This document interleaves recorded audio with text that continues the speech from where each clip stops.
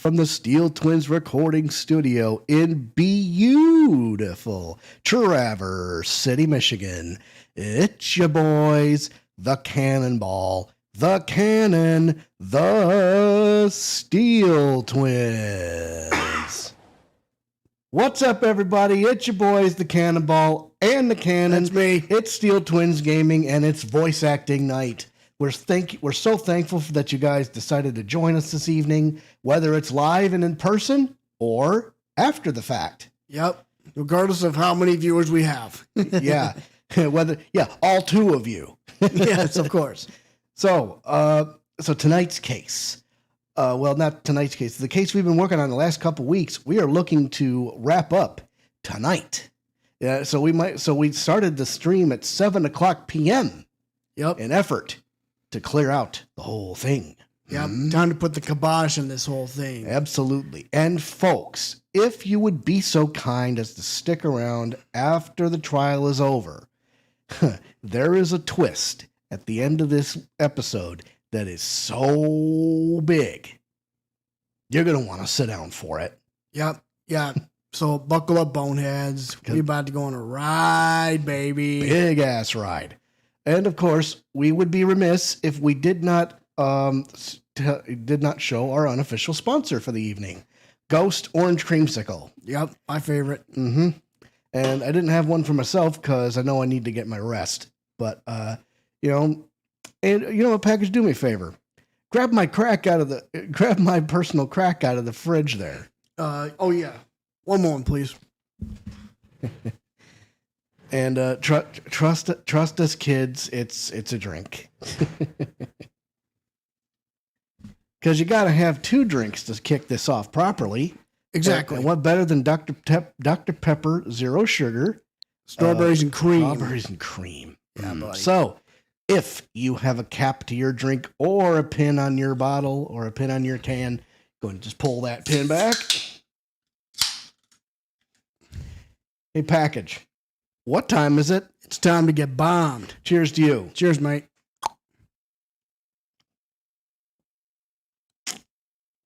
Ah. Good stuff. Goes down smooth. All right. Well, without further ado, ladies and germs, let's get it on. Let's finish this. Yes, indeed.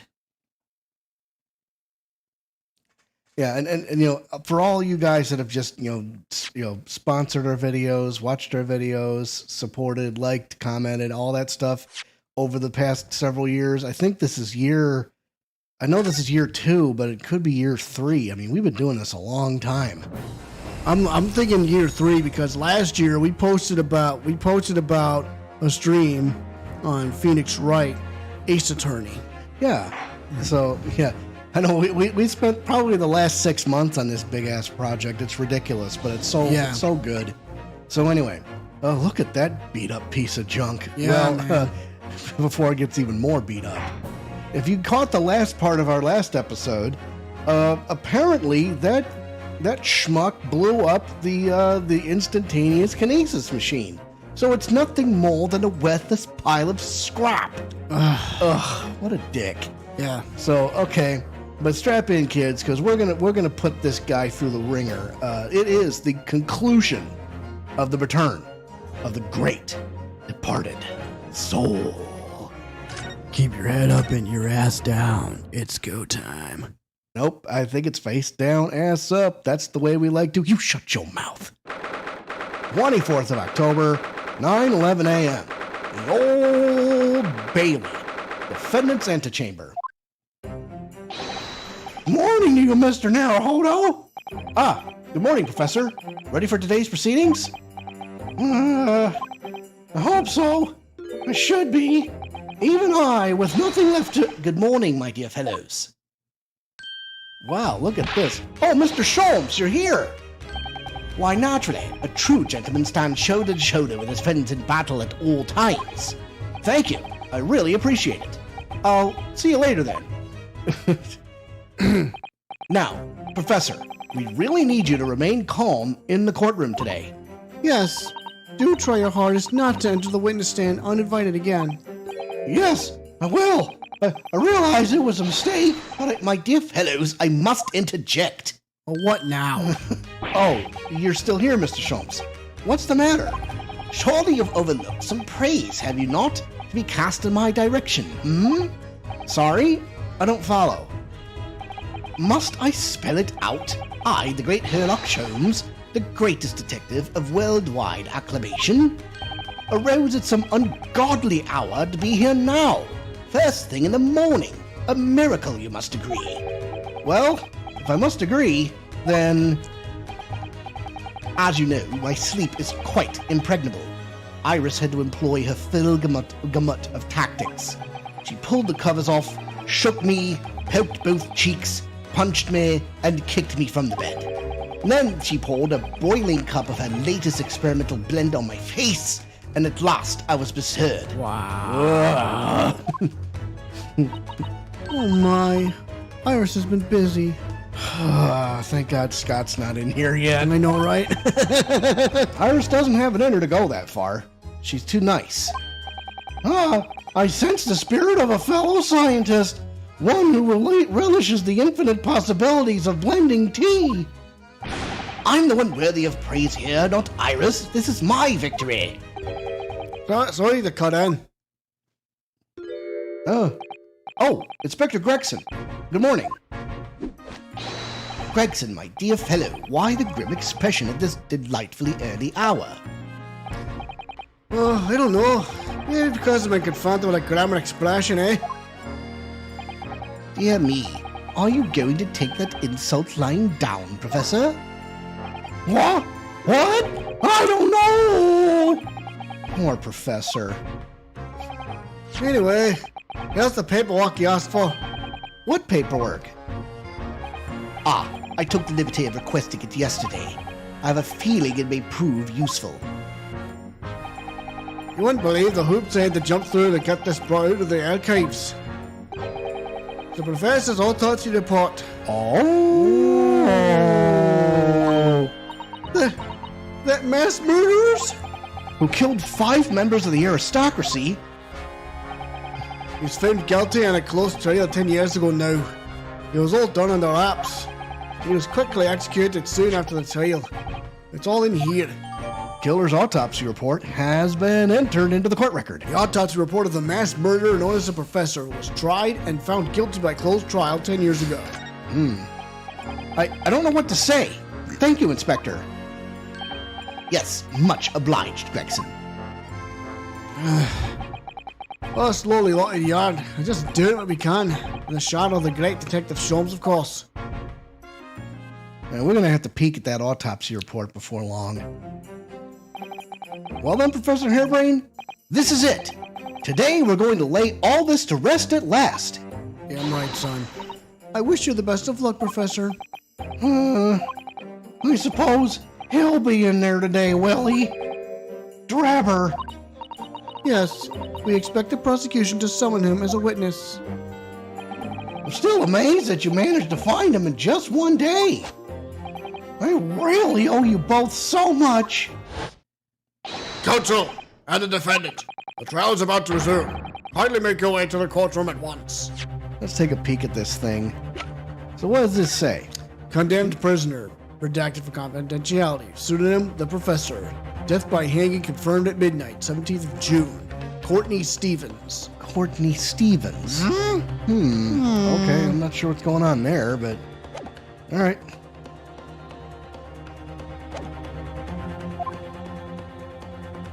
All right, here we go.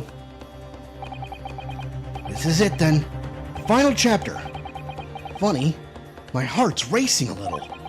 I've not felt this before, actually. This strange foreboding. As if something's going to happen in this trial that I'm not ready for. Well, you better get ready, son. Yeah, because it's coming like a freight train, son. But I can't let that distract me from the only thing that really matters. Finding the truth. Damn right, son. Yep, he might say that a whole lot today. Well, okay, let's see. 24th of October, 9:30 a.m. The Old Bailey courtroom. Order! Order! All rise. In the name of Her Majesty the Queen, I hereby declare this court to be in session again. We resume the public hearing of Albert Hairbrayne, here present, who stands accused of murder. Are the counsels for the prosecution and defense ready to proceed? The prosecution is ready, my lord. The defense is ready, my lord. Whew. As promised, Lord Van Zeeks has his apprentice with him. His apprentice with memory loss.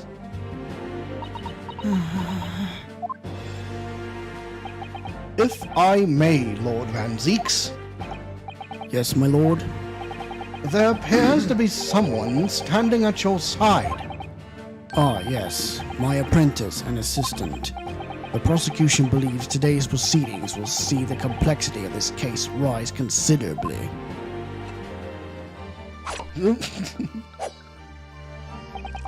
I therefore instructed my assistant to attend to ensure the smooth running of the trial. What the hell? And the smooth running of liquid refreshments by the look of it.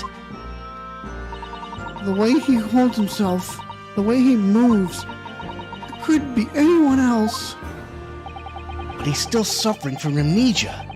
So there's really nothing we can do at the moment. See, we have a very, very strong suspicion about who that guy in the hood is. Sit tight. I know, but this is so very hard.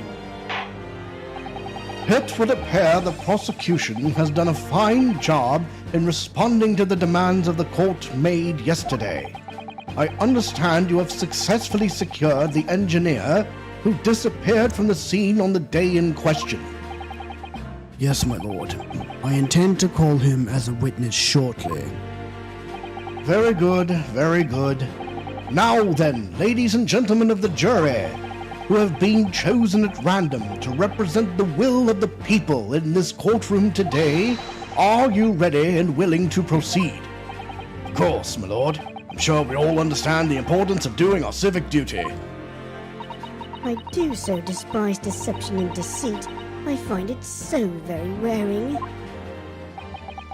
To take a man's life for a conjuring trick, it is against the magician's code, not to mention the law.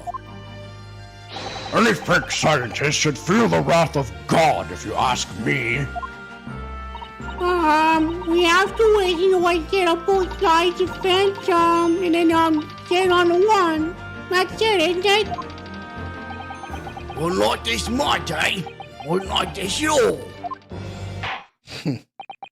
If all parties are ready to proceed, you may begin, Lord Van Zeeks.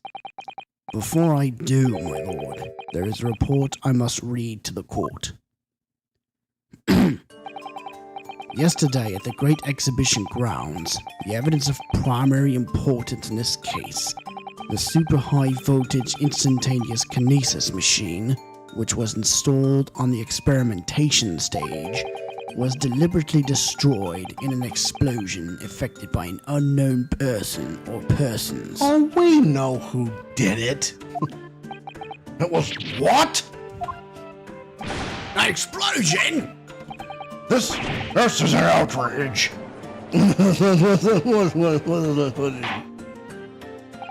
Yes, I heard this grave news yesterday.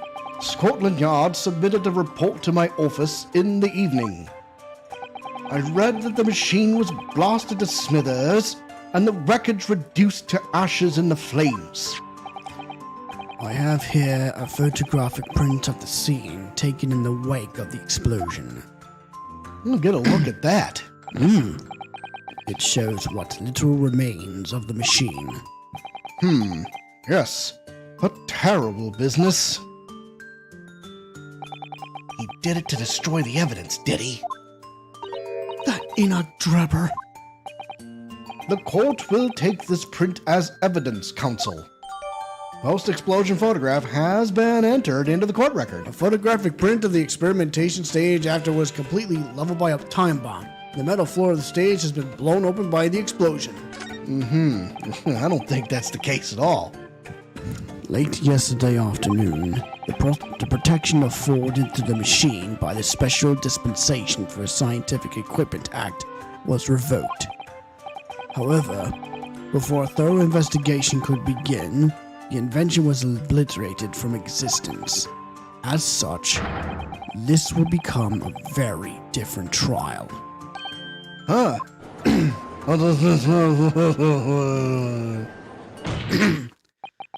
As it stands now, with no evidence on which to draw meaningful conclusions, the authenticity of the kinesis machine will remain forever in obscurity. That bastard. Indeed. A most unfortunate state of affairs. However, one thing remains clear. The victim's death was the result of the actions of the accused. Of that, we can be certain. For it was the accused himself who was operating the machine and who ultimately caused its loss of control. Objection! As Lord Van Zeeks rightly says, this is a very different trial now. The accused accepts responsibility for his part in the events that transpired. He acknowledges that Mr. Esmond died as a result of the accident caused by his machine's malfunction. However, unbeknownst to the professor, he was being deliberately deceived by a pair of very clever fraudsters. Names, counsel, if you please. The engineer, Mr. Enoch Drebber, and the victim himself, Mr. Odie Asman. So what exactly were these two men up to behind the defendant's back? The defense intends to expose that information, thus establishing the unequivocal innocence of the defendant.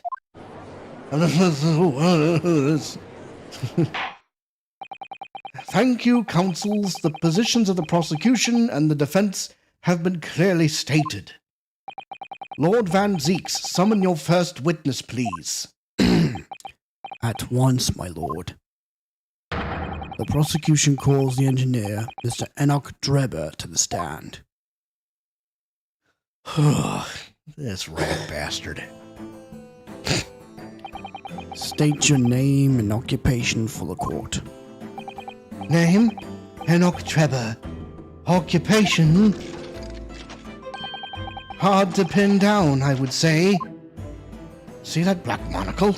Yes, why do I feel as though I've seen it somewhere before? Oh, you too? Had exactly the same feeling myself.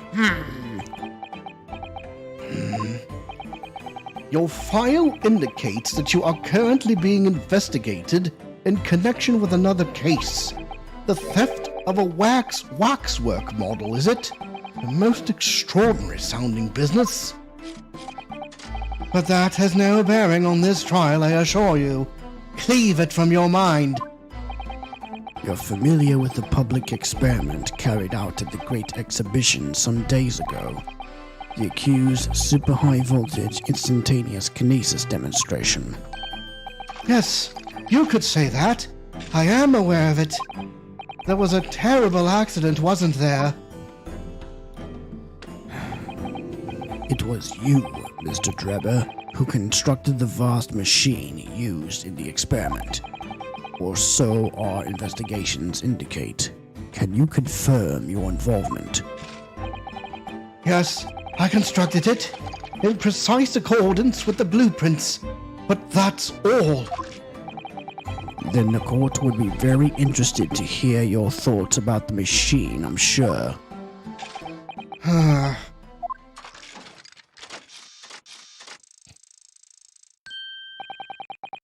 An amazing device, if you ask me. The pinnacle of modern science, making instantaneous kinesis a reality at last. What? Good gracious! Do you mean to say that the experiment was bona fide? Is that your belief, sir? Yes, that is very much my belief. Such a waste that it blew up. Objection!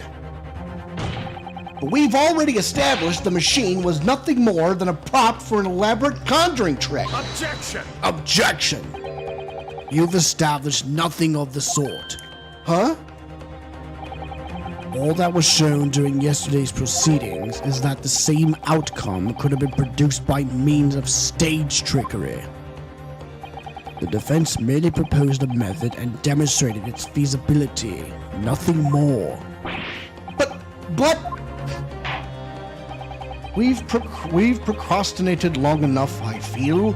Witness, you will now give your formal testimony about the machine that you constructed for the purpose of the demonstration at the Great Exhibition.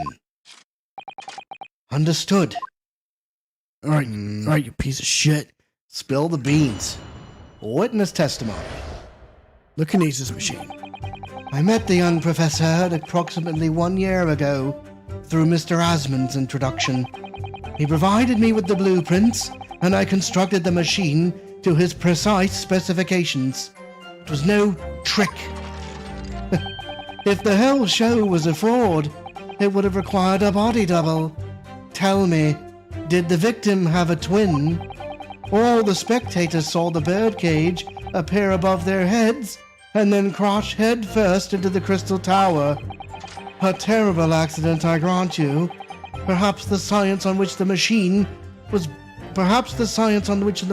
built was flawed somehow. Oh, we have a guest. Uh-oh. What do we got? Oh, God! It's okay. I think it might be a carpenter bee. No. Well, whatever it is. I don't like it. He might...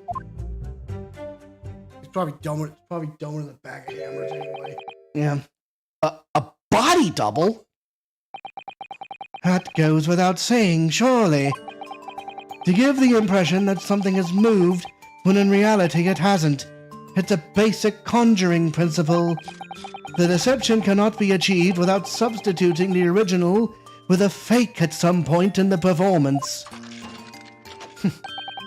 But would I be right in saying you haven't managed to establish anything along those lines?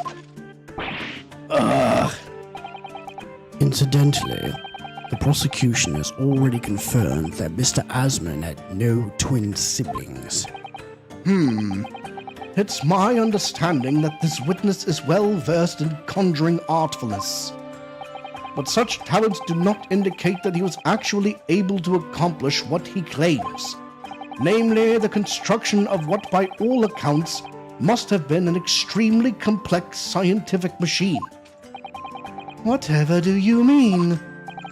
Yesterday's proceedings brought the true nature of your past exploits to light, Mr. Drebber. Indeed it did, my lord. As a swindler who preys on innocent scientists to elicit government grant money through conjuring know-how.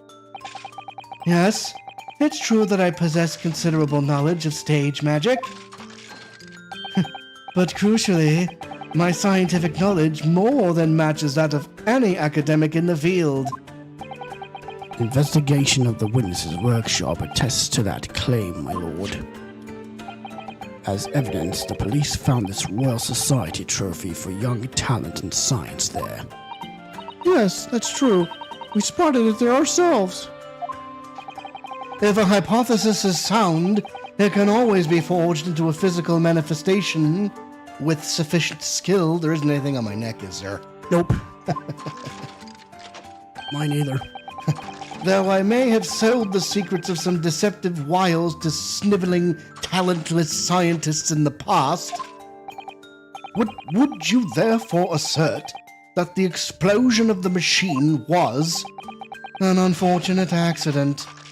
Or, of course, a deliberate act of murder carried out by misuse of the science? Oh, wow. Counsel for the defense. Your cross-examination, please. Yes, my lord. Yeah, I don't see it anymore. Or do I? Okay. All right, well, you must have cross-examination got it time. away. The kinesis machine. I met the young professor approximately 1 year ago through Mr. Asmund's introduction. Hold it! Hold it! So you were already acquainted with Mr. Asmund himself? Not really. By chance, I'd seen his name mentioned in the papers, that's all. But I had no interest in his private affairs. He was an unscrupulous investor, was no concern of mine. And he's lying about that, but we don't know why. As long as people pay their bills, I take up my tools and construct what they ask for. So why did Mr. Asman approach you in particular then? Who can say? I presume because my name is associated with excellence in engineering. Not to mention excellence in fraud.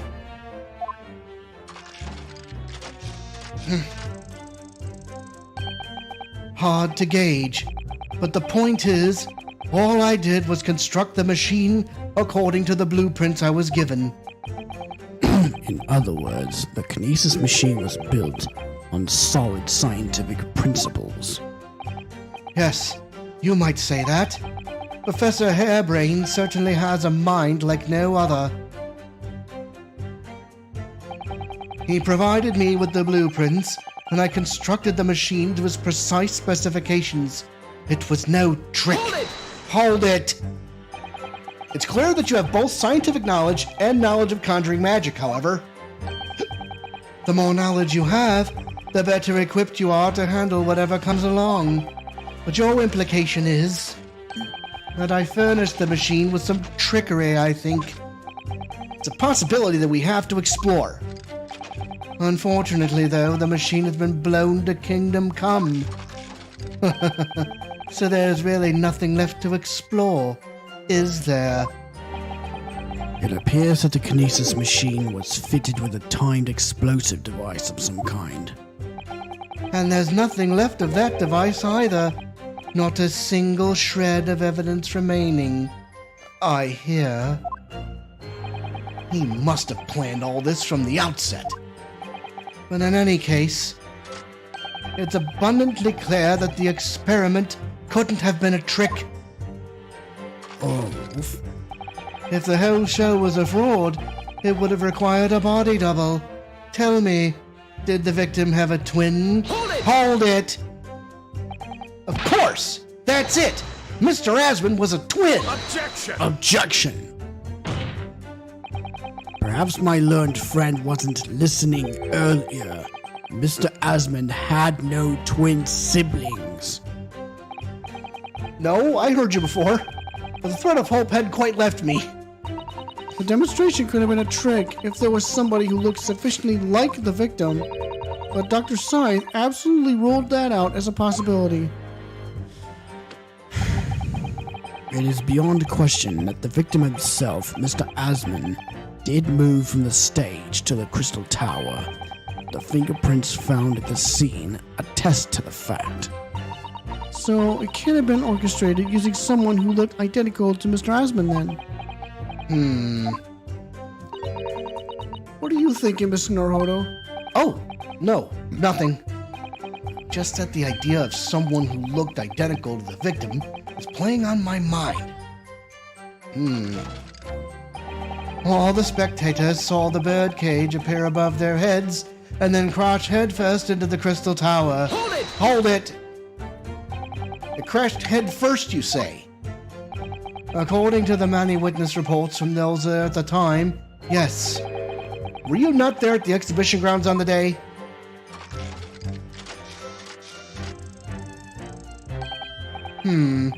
Unlikely. I rarely leave my workshop, that's a lie. Yet another of your unique inventions was found at the scene. Well, it was the unveiling of a machine I'd labored over for many months. I saw it clearly with my own eyes, the birdcage plummeting headfirst into the tower. What a surprise. I believe the victim's neck was broken from the headlong fall, wasn't it? How would you have come by that information? Even an infernal recluse like me reads the newspapers, you know. According to the reports, 2 injuries were apparent on the victim's body. Yes, he'd been stabbed in the chest by a screwdriver believed to belong to the defendant, and he had broken vertebrae as a result of a fall from a considerable height. Correct. My learned friend has been doing his research, it seems. Do we know which injury was the fatal one? Sadly not. Forensic science is not yet at a level where such things can be determined. What we do know is that the victim died having sustained both injuries at some point during the experiment. And since he was found in the birdcage with his neck broken, It's obvious that he fell from a considerable height. I suppose that's hard to deny. A terrible accident, I grant you. Perhaps the science on which the machine was built was flawed somehow. Hold it! So you understood the science, did you? Not in the slightest. Oh, right. As I've said a number of times, I'm an engineer. My job is to manufacture according to the blueprints I'm given. I would be inviting manifold problems if I foolishly allowed my brain to digest the ideas behind them. I could be accused of stealing those ideas, for example. How is it possible to construct a machine without really understanding the principles it relies on?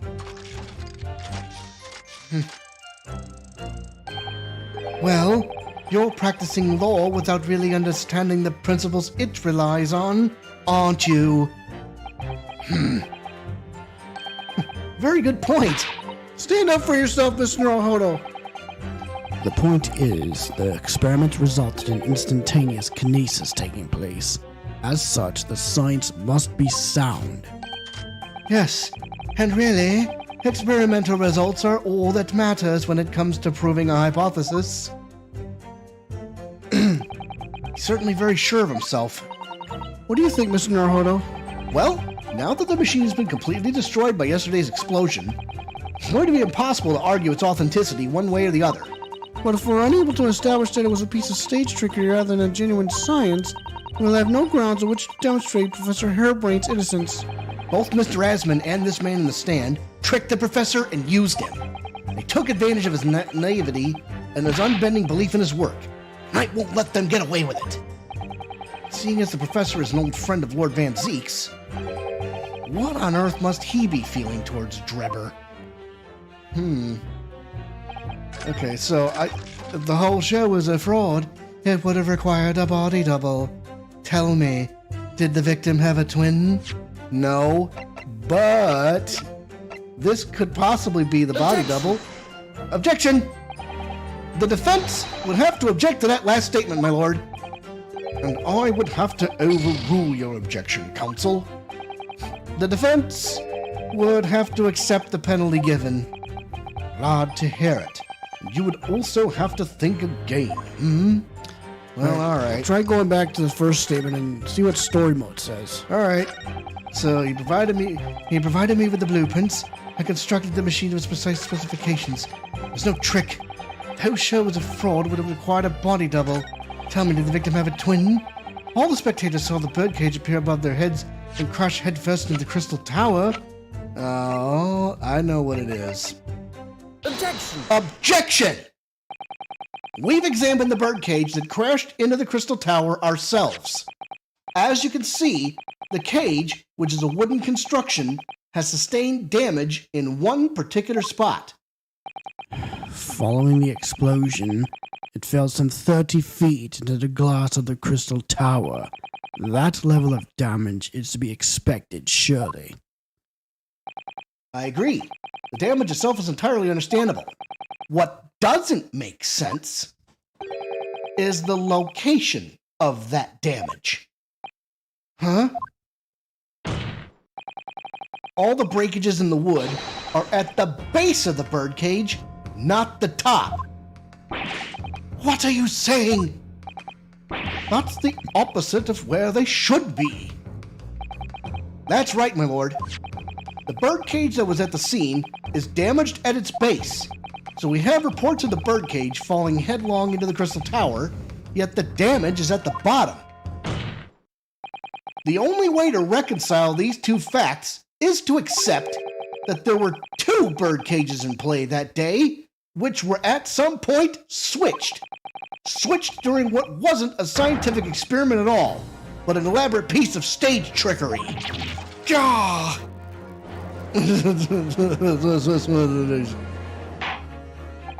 Good gracious, explain yourself, witness. Well...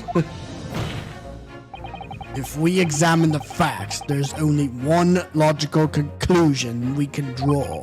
The damage on the base of the birdcage clearly indicates that it crashed tail first into the tower. Objection! But multiple witness reports claim it fell head first.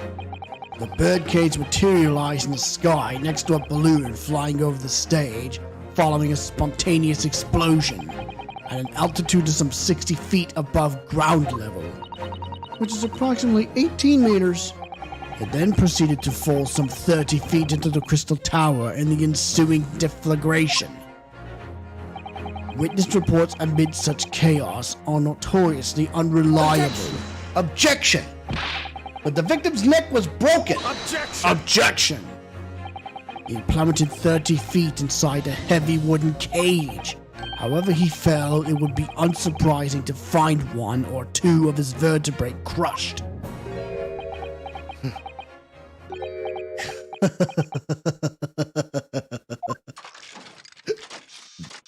damn it. A riveting scientific analysis of events from the prosecution there. Though to be even more rigorous, you would have to say it was only one vertebra, actually. Huh?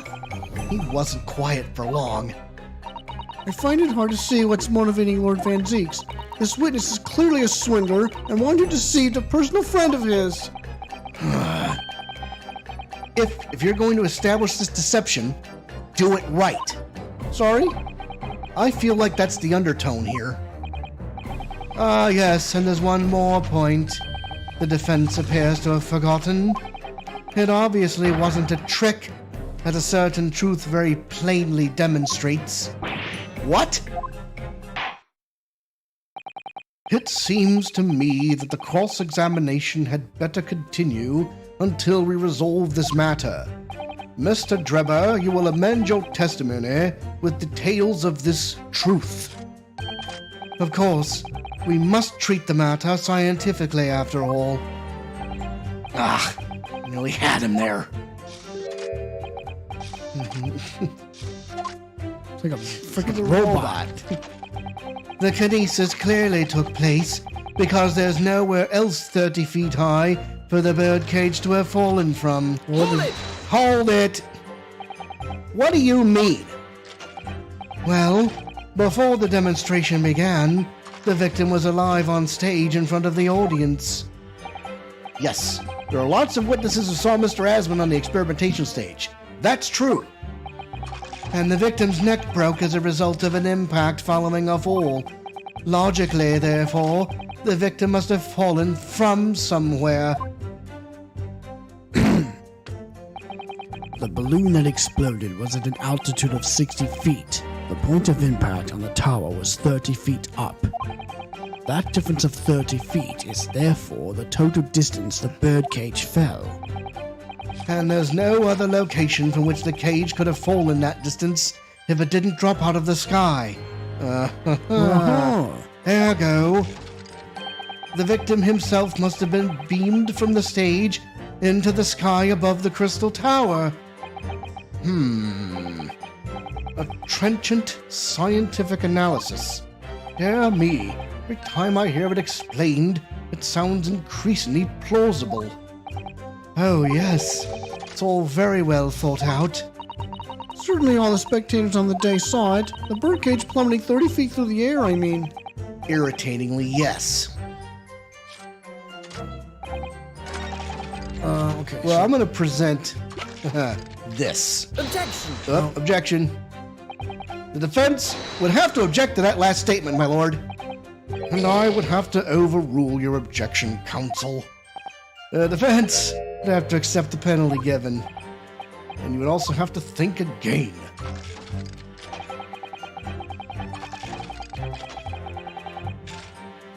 Okay, so what are you saying? Okay. Objection! Objection! The Get it off picture. there. This is a diagram of the experimentation stage and its surroundings.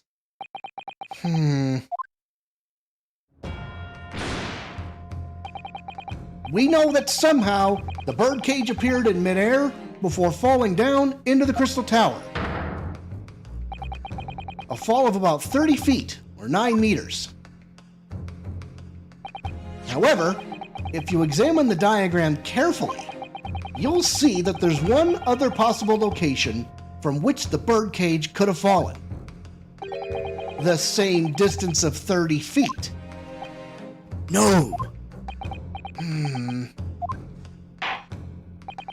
Well, it appears the defense has a possible explanation to put forward.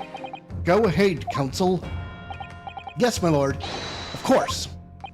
You will indicate the place to which you are referring on this same diagram. Okay, so... The alternative location from which the birdcage could possibly have fallen the requisite 30 feet. What does the story tell us? It's either here or at the base. It's right. Take that! Take that! The place I'm referring to is here. But that's where the birdcage would have been to begin with. Which is exactly the point, my lord. Yes, the birdcage was in the machine on the stage. But what we must also consider is the height of the stage itself. Go on, counsel. It turns out that the experimentation stage was built at a considerable height above ground level. If you look at the diagram, in fact, you'll see it's about the same height above the ground as the balloon was above the crash site. A trapdoor? When the experiment got underway, the machine and the birdcage were engulfed in steam.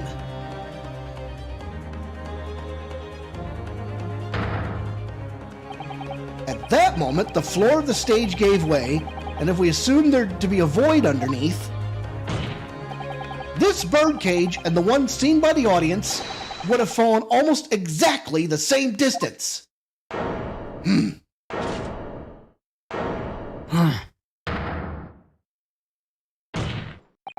Once again, my lord, this all points to the fact that there was not one birdcage, but two. Objection! My learned friend has no evidence that the stage had such a contrivance in its design. Someone is responsible for the criminal destruction of the kinesis. Someone is responsible for the criminal destruction of the kinesis machine itself. It's true. However, the stage still stands. And take a moment to look at the photographic print of the scene following yesterday's explosion. See it? I told you we were going to get there. Good Lord, the metal grill that formed the floor of the machine is undone. Yes, most likely blown open by the force of the explosion that destroyed the rest of the machine. The defense calls for the space below the stage to be investigated immediately.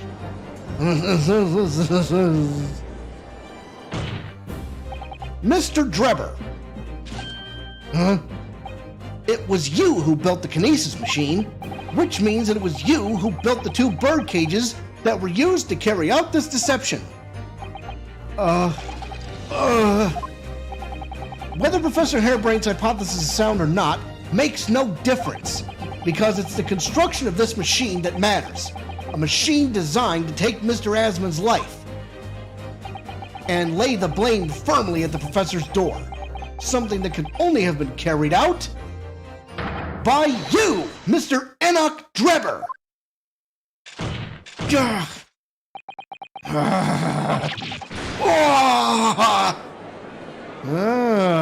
Objection! Objection!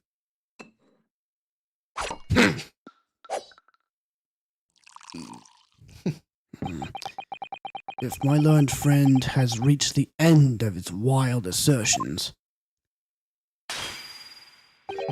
the prosecution would like to crush the defense's arguments slowly but surely.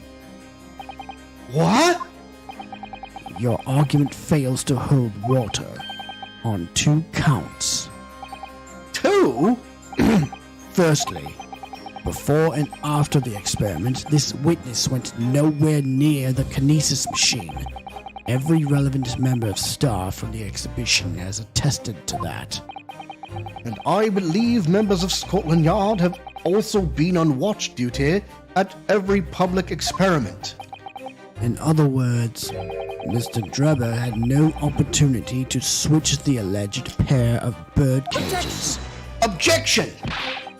But I've already explained why he wouldn't have needed to. The nonsense with a crossbow, that doesn't bolster your case at all. The man who disappeared from the stage and the man who crashed into the tower are one and the same. The forensic investigation team's report is unequivocal on that point. Ah! And the second flaw in your assertion is a distinct lack of motive. Why would this man have wanted to take the victim's life? He had no reason to do so. Let me take a look at this newspaper article. Let's see. What if he aims to intimidate a man of justice? The Reaper attacked. It's the kingpins of the criminal underworld generally managing to escape conviction in the Reaper's trials. And this isn't the first time their henchmen have tried to attack Lord Van Zieks as a result by the sound of it. Makes you think, if that's how the justice system works in London, then there must be dark forces at work. Okay. Well, there must be a different paper or something. Whatever. We'll keep going. A motive? Do I have to think of everything myself? I have here a contract provided by the witness. What contract is this, Lord Van Zieks? The contract into which Mr. Drebber entered with victim, Mr. Asman. It reads, Mr. Drebber is to receive 30% of all remunerations from government grants or other income. 30%? Certainly very favorable contractual conditions. But there was one very important provision bolted onto that clause. What provision? Mr. Drebber may only uphold this right on condition that both contracting parties are alive. In other words, if either of us were to die, the contract would become null and void. So you see, I had nothing to gain from Mr. Asman's death. The diametric opposite, in fact. Ugh. Need I say more? The witness had neither an opportunity nor a reason to commit the alleged crime. In short, the possibility of Mr. Drebber having done as you suggest is nil.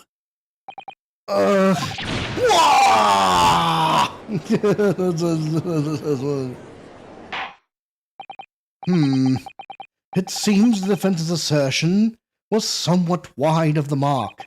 Lord Van Zieks, you will submit the contract as evidence, please. Drebber's contract has been entered into the court record. Contract between Mr. Asman and Mr. Drebber detailing the terms by which they would profit from the kinesis experiment. It's true. Drebber had no opportunity to switch the birdcage under the stage with the one in the crystal tower. He couldn't have done it. In any case, I have no idea what his motive might have been. There is one aspect of your argument that still holds true, however. There were 2 bird cages. The prosecution is unable to deny that. So I'm sure you're on the right lines, Mr. Norhodo, and I've no doubt there are other aspects of your assertion that are undeniable truths, too. Well, it would seem that the defense has no rejoinder to offer.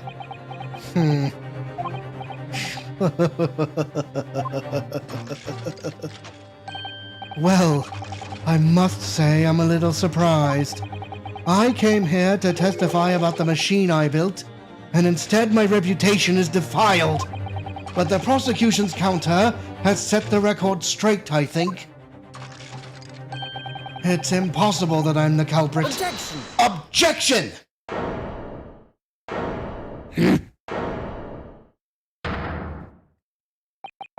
At the beginning of this trial, we believed that there was only 1 birdcage.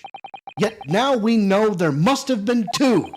In other words, there was more to the demonstration than we realized at first. I think it's abundantly clear No, nothing. that the same applies to the culprit. Get to the point.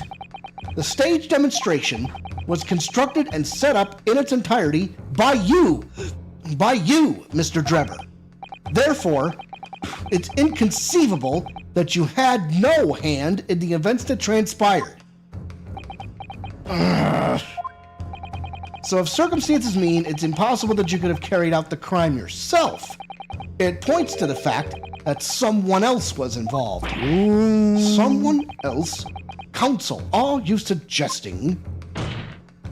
Yes, my lord. Mr. Drebber had an accomplice. Objection!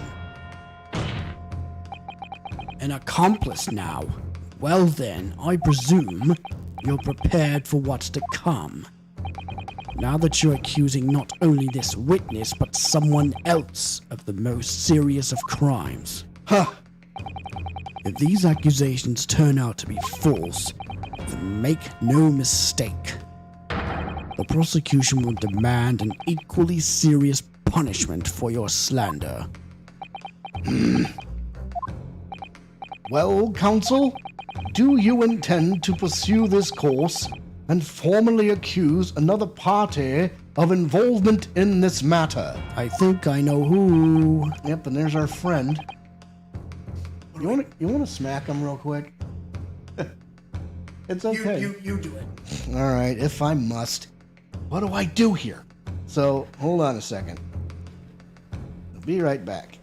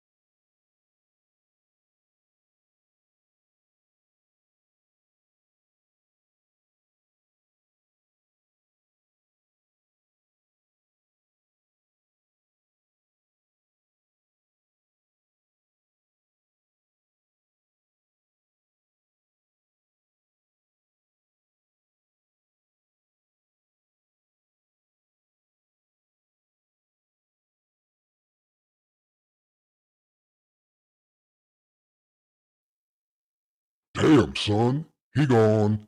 Now, let's get back to the show, Jack.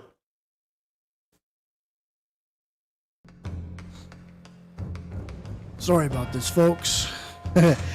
we had to take care of a pest. Yeah. So, what do I do here? At the moment, this is little more than a hunch on my part. I don't know for sure if Drebber had an accomplice, or even if he really is the culprit here.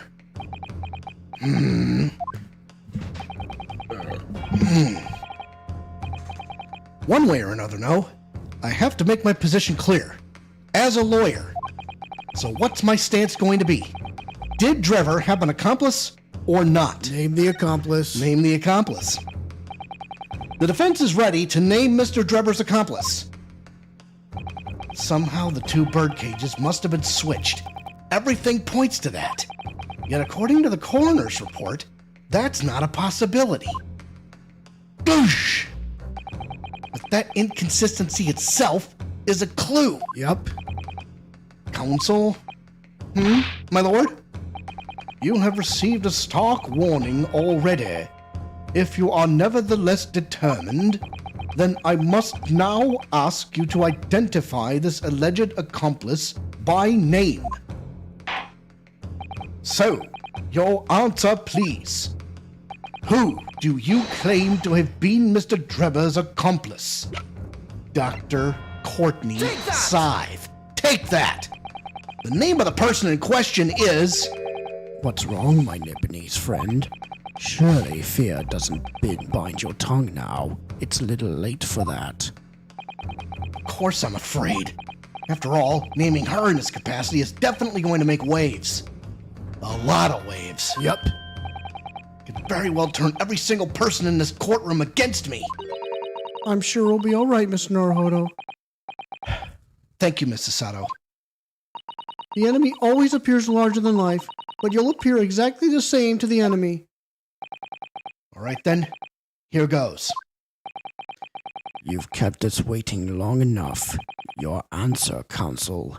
Now. The person who colluded with Mr. Drebber in order to carry out this wicked crime is Scotland Yard's coroner, Dr. Courtney Scythe. What the blazes are you talking about, Dr. Scythe? The head of the forensic investigation team and the coroner who conducted the autopsy on the victim. Whoa. We know there were 2 bird cages, so who could have carried out the switch to complete the illusion? The accident happened in front of a huge crowd of spectators, and the area was immediately sealed off. Then everyone, police officers included, were banished to make way for the forensic investigation team. When else could the switch have occurred? It can only been in that team's presence.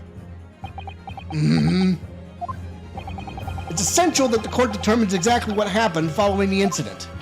The defense demands that Dr. Scythe be summoned to the witness stand at once to testify. And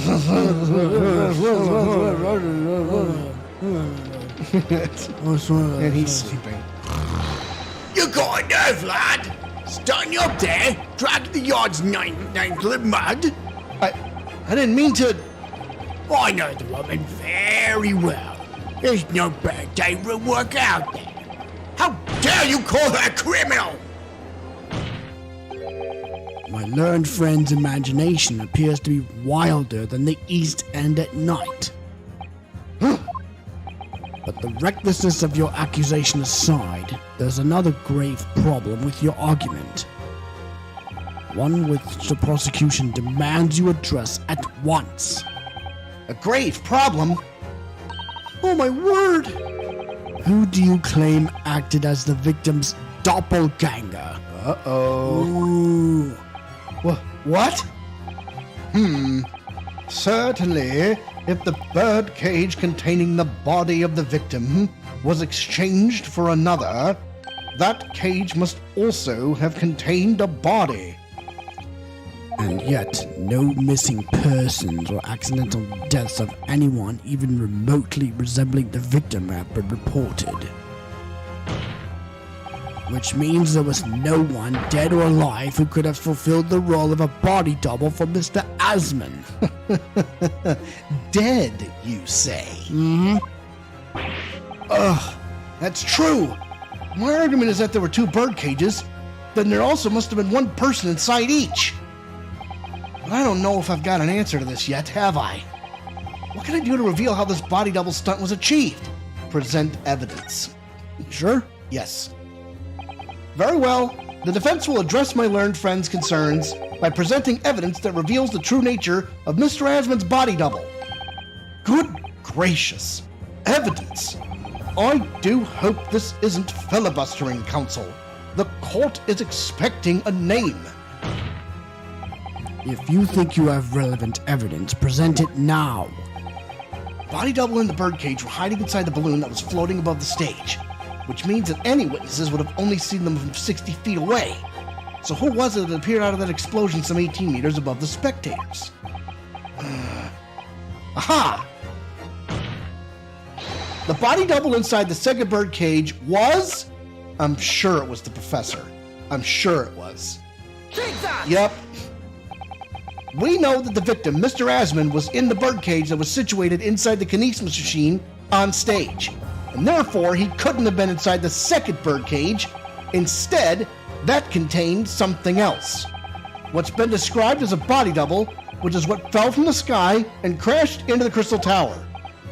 Yes, Counsel, according to your somewhat elaborate version of events. And that body double inside the second birdcage was, in fact, It's alright, Mr. Naruhodo. You're ready for this. Just steel yourself and come out with it. Thank you, Mrs. Sato. I needed that. As I was saying, the body double inside the second birdcage was, as unbelievable as it may seem, that thing there. How did it get in there?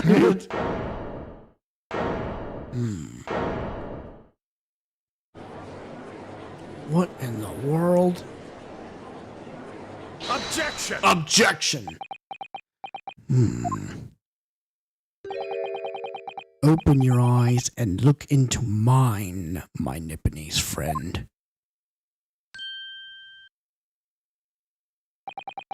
Now tell me, what are you playing at?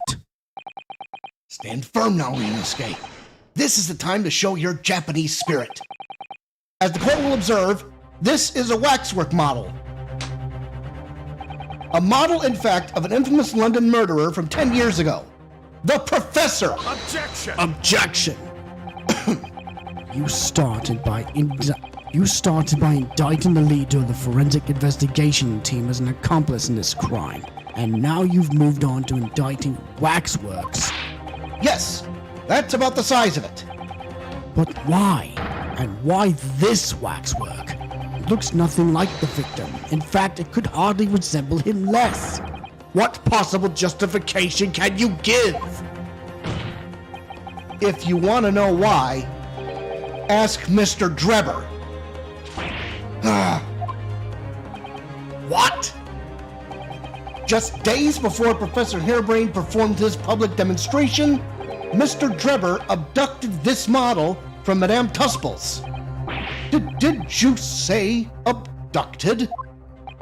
And 2 days after the incident at the Great Exhibition, he returned it to the museum. Then the timing... Is this true, Mr. Drebber? At first, I couldn't see why Mr. Drebber would have stolen the waxwork and then given it back again. But now the reason is clear. He took it so that he could put it inside the second birdcage as a body double for Mr. Asmund. Objection! Objection! Are you hearing this, ladies and gentlemen of the jury? Are you hearing the defense's astonishing proposal? That the witness fabricated this vast machine with the intention of deceiving some wretched scientist. That he did so in collusion with the country's finest coroner on a public stage in front of a vast audience. And that, to effect a deception, he used a waxwork model that in no way resembles the victim. Are we really to believe this far-fetched tale? What do you decide? Objection! Objection! Wait! Yes, if you put it like that, of course it sounds implausible. My lord! My lord! I need to speak, if you please. Go ahead, Mr. Foreman. Myself and my colleagues have reached an agreement. Oh boy.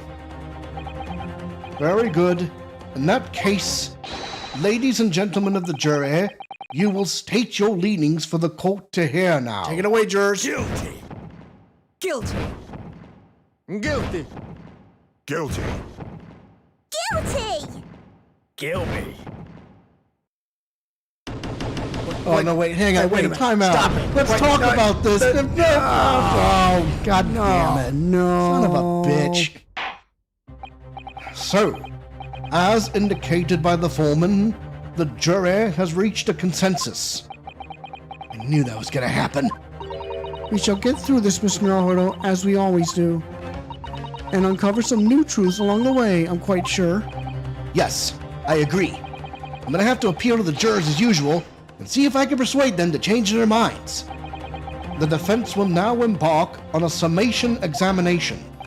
Are you and your fellows ready to proceed, Mr. Foreman? We are, my lord. Very well. In that case, I ask you now to state clearly for all present to hear the grounds on which each of you has decided that the defendant is guilty of the crime of which he is charged. Well, the glass has to come into effect somehow, right? Judicial findings. The jurors' contentions. I known that one for years. She never been accomplished to anything. It's utter nonsense to think those two would ever be conniving with one another. Oh dear, this is most troubling.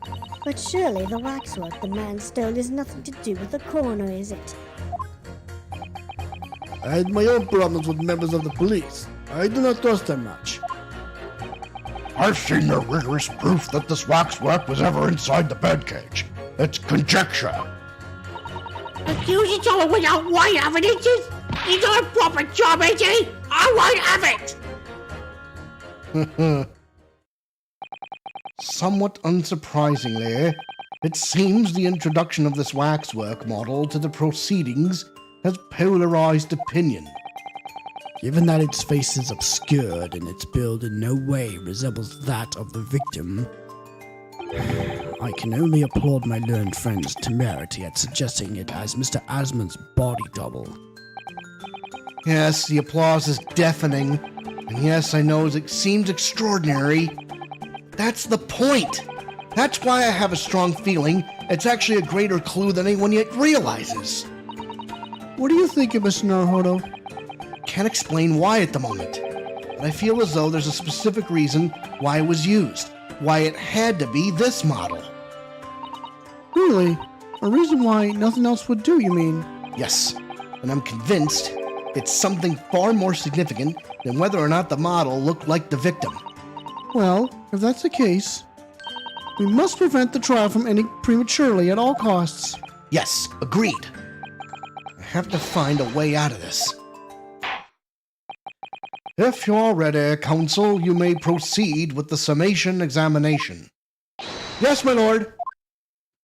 Okay, we're going to be grilling these guys like hamburgers. Jury examination. The defense's rebuttal. I known that woman for years. She never been accomplished to anything. Hold it! The order of things seems to have changed around here for some reason. I'm a copper, lad. It's a copper's discretion to bend the rules sometimes when needs must. What's wrong with that? Where do I start? I've been working at the yard for 40 odd years. That's even more than I thought. I've met the party police service in town for 7 years, you know. Of course, times have changed. The public trust cop was back when I started. It was rough. We had to fight crime, we had to fight win the public trust as well. And when we did, forensic science was in its infancy too, even more than it is now. It was spearheading the revolution. Dr. Scythe, you mean? All right, about 10 years ago now it was, when I was still young as Bob Young and Pete. That's when he started making a name for himself as a top-class coroner. And now look out, and a forensic investigation team, and a woman no less. Well, you won't hear me complain. It's what we all drink about, did I tell you? Could you tell me without holding that gun in the air? We all are to oppose justice, lad.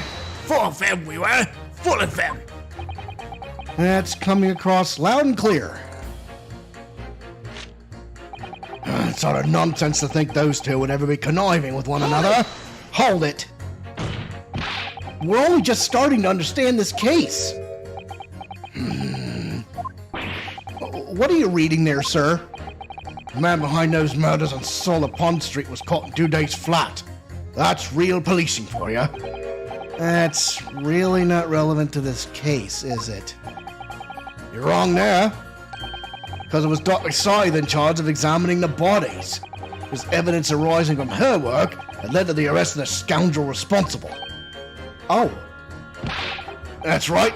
Oh, that woman is at the forefront of this country's fight against crime. The idea that she's somehow involved in this murky business is a load of old tosh. God damn it. I thought it was up to me to press the jurors, not the other way around. Oh dear, this is most troubling.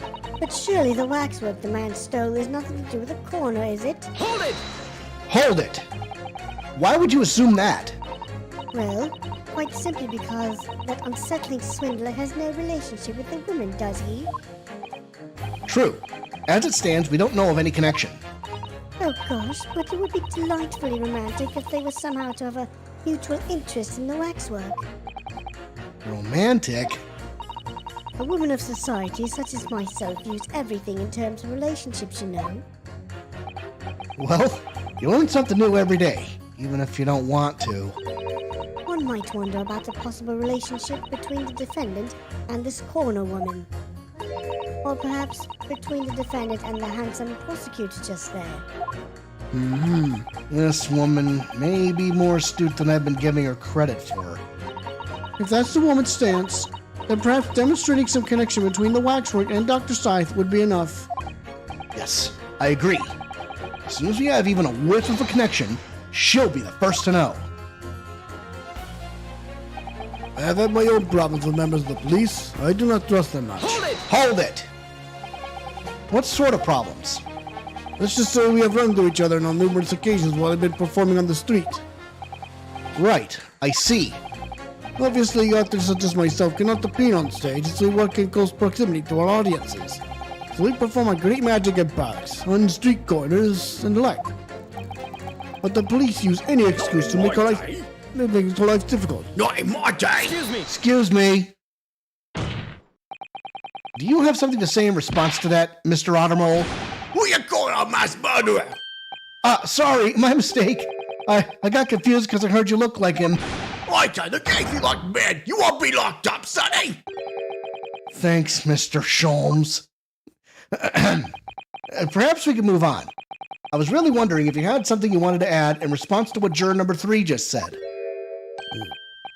And clearly you do. Back in my day, back in the good old days, it wasn't like this. What was it like, sir? We worked on things to the bone during the public trust we did. And by Jove, we earned it. People respected us back then. Respected you? No one got a corner question in them days. Coroner's report was the hallmark of an investigation done right. Especially when Dr. Courtney Stevens put the name into Courtney Stevens, what? Can we take a look at something here? Death by hanging confirmed at midnight 17th of June. Courtney Stevens. Oh. Why did she change her name? She got married, you doofus. Whatever. You were the best. And the apple of the Hold it! Hold on a minute. What are you talking about? Who's Courtney Stevens? Sorry, got me carried away there. Stevens is Dr. Scythe's maiden name. Her maiden name. That was before she was married. Of course, yes. Silly me. It's right now, isn't it? Stevens. I'm sure I've seen that name somewhere recently. Yes, you did. Anyway, point is, those were great days of policing, not like now. Sorry to interrupt, sir. But do you think you could change your statement to include that name? Well, yes. I see, why not? She was Courtney Stevens back when I knew her, of course. Legendary corner even then. So I'm thinking of pitting juror number 6 and 3 against juror number 2. Objection! Objection! Those two statements clearly contradict each other. Good gracious. To whose statements do you refer, counsel? So, juror number 2. Oh gosh, me? Well, what can I do for you? I presume that you heard what juror number 6 said in his statement. It's brought to light the maiden name of the coroner, Dr. Scythe. which in turn has revealed a connection that wasn't apparent before. Well, naturally, as a member of society, I find such connections and relationships irresistible. But oh golly, I'm afraid I failed to see what you mean. Dr. Sai's maiden name is Stevens, and through that name, the coroner is very definitely linked to the waxwork of the killer. The defense has evidence to prove it. My goodness, evidence you say? How utterly enthralling. Counsel, the court cannot overlook that last remark. I very much hope there is substance to your claim. Yes. Of course, my lord. I would ask the court to look at this. The evidence that clearly links Dr. Scythe to the mass murderer known as the Professor. Take that! I have here a certain autopsy report from 10 years ago. A 10-year-old autopsy report? What relevance does that have? It is, of course, from the autopsy of the person portrayed in the waxwork, the killer known as the Professor. The professors? But the man was a capital offender. So, that's right. This is the certification of death that was drawn up after the convict's execution. The identity of the killer was never made public, so the report gives few details. But what's important is the name of the coroner who wrote it. Courtney Stevens. Oh my, Courtney Stevens. Struck a light! It appears that the professor's autopsy was conducted by Dr. Scythe 10 years ago. And a few days ago, Mr. Drebber very deliberately stole the waxwork of the professor from Madame Tuspel's. A waxwork that doesn't in fact resemble the victim, Mr. Asman, at all. And do you suppose there's some unsavory relationship between those events? Absolutely. I'm sure of it. There's no doubt in my mind that the professor case is at the heart of a link that we have yet to uncover between Dr. Courtney Scythe and Mr. Enoch Drebber. Hidden links, mysterious connections, secret relationships. This is all most extraordinary. We're surely obliged now to explore this further. Not guilty. There's one down. Oh, one down. Let's do it. Quite right. You can't let this trial come to an end now. Not while there's this kind of suspicion hanging over the yard's best corner. It wasn't like this in my day, but we're still here to uphold justice at the end. Not guilty. That's two. Two more to go.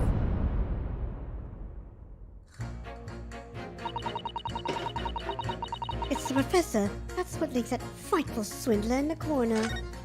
The male brothers and members of police, I do not trust them much. I've seen no rigorous proof that this waxwork was ever inside the birdcage. It's conjecture. Hold it! But you claimed the whole instantaneous kinesis demonstration was a trick. That I did, but there's more than one way to pull a rabbit out of a hat, isn't there? Sorry? I grant you, given that this cage appeared from amidst an explosion, there'd have been no need to use a real person. But if a waxwork had been used, the culprit could at least have had the decency to make it look like the victim. I'm not sure exactly how much criminals are governed by decency. The point is, if you're going to make a claim about that waxwork being inside the birdcage, you need to give us some evidence. Without that, it's just not science. I suppose we should expect nothing less than a logical argument from a fellow of the Royal Society, but that perhaps means his mind can be changed if we manage to present suitable evidence. Evidence that the Professor Waxwork was inside that birdcage. Can I produce that or not? I have evidence. Yes, you do. Actually, I have something I'd like you to see, sir. Oh? I must warn you that I firmly believe it's only wise to trust men in white coats. So given your jet black outfit, I don't mind admitting to a sense of trepidation here. So you don't trust anyone in black? Looking in the mirror must be very trying. I do have some evidence that proves the waxwork was inside that birdcage. Namely, this shard of glass. Take that! What's that? Piece of glass? It's unusually thick for glass. Yes, it's a piece of broken glass that we found inside the jacket on the waxwork. As you say, it's not ordinary glass, though. It's very thick and clearly made for extra strength, much like the special glass that was developed for the construction of the Crystal Tower. Crystal Tower. Oh, smoke! Exactly, the centerpiece of the Great Exhibition, where the very incident we're talking about took place. On the day in question, the birdcage fell from above and smashed through a window of that special glass. From whence this small piece originated. Is that it? Precisely. So, what do you say? Now that clear evidence in support of the assertion has been placed before you. Well, as I said, I only trust men in white coats as a rule. However, when the reasoning is sound, it's fair to say color shouldn't come into it. In light of what you've shown me here, yes, I feel obliged to change my position on the matter. In that case, juror number 4, you will amend your statement now, please. The presence of that piece of glass leaves me in little doubt that the waxwork was indeed inside that birdcage. So let's see here. Sort of nonsense to think those two would ever be conniving with one another. Don't trust cops. Well, we didn't do this one yet. Accused Joe with a white evidence, eh? He's not proper chummy, is he? I want evidence. Hold it! I've got to ask, why have you brought that corn into court with you? Colonel Cobb, he's been brought back on the farm. Picked him off the way to town. He's a proper nibbler, he is. Yes, the nibbling seems to be taking quite a while. Maybe you could wait until after the trial? Ooh, one likes down to that. You need colonels at times like these. Whenever I somebody to the side, the colonels always point me in the right direction, see? You're talking about your cob of corn?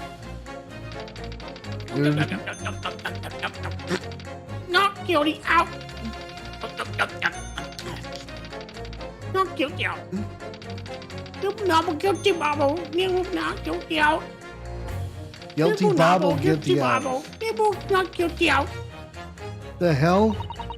Perhaps it's akin to fortune-telling with flower petals like people do back home.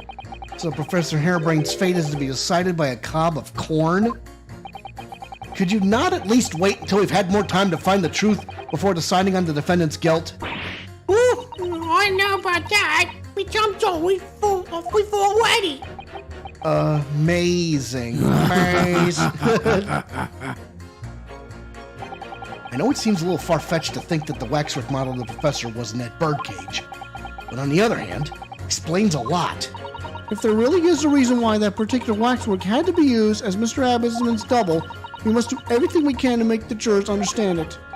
The truth is, I'm sure that's the key to this, but it's the most puzzling part of it too. In that case, you should see what additional information you can glean whilst trying to change the jurors' minds. If you can read a book whilst eating a rice cracker, Mr. Naruhodo, I'm sure you can do this. Right. Yes. Well, try, If you're caught as unsuspicious, we're not done yet here, are we? Clearly. Sort of nonsense to think those two would ever be conniving with one another. It's the professor. This one likes a frightful swing in the corner. I've had no problems with members of the police. I do not trust them much. The presence of that piece of glass leaves me in little doubt that the waxwork was indeed inside that birdcage. Oh, yeah? So that, we're going... Okay, that's it. I was suspicious.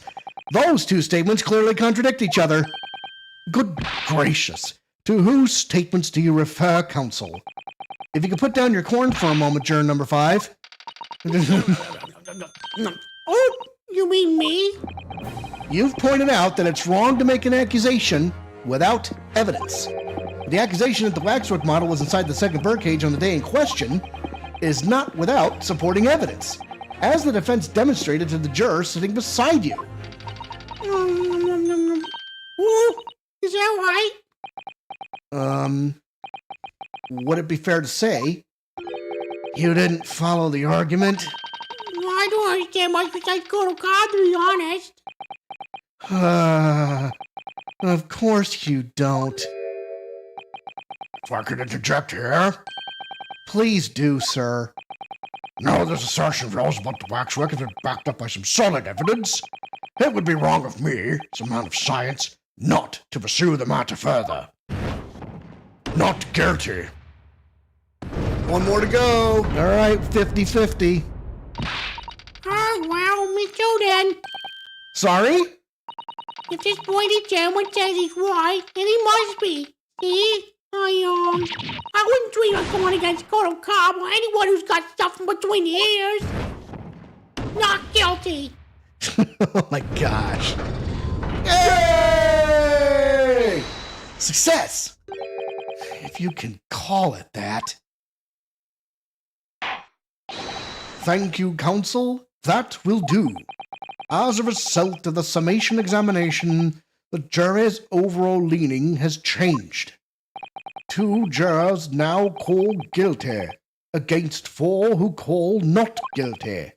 Accordingly, the court has failed to reach a consensus at this time, and the trial must continue. We did it! Oh, well done, Mr. Naruhodo. Another wonderful victory.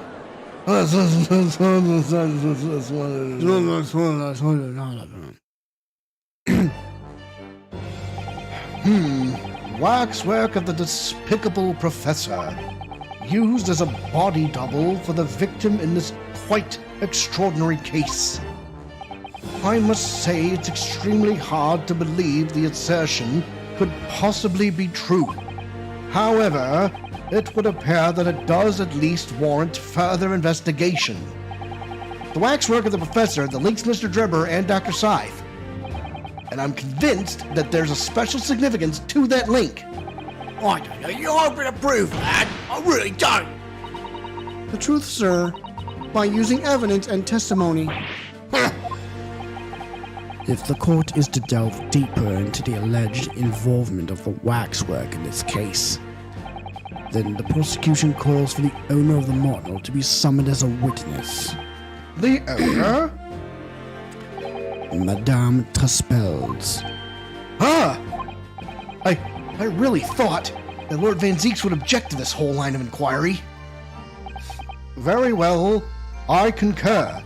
Make arrangements for Madame Truspels to appear as a witness with immediate effect. Listen carefully, my learned friend. Oh, yes? You should know that you're on the brink of opening Pandora's box.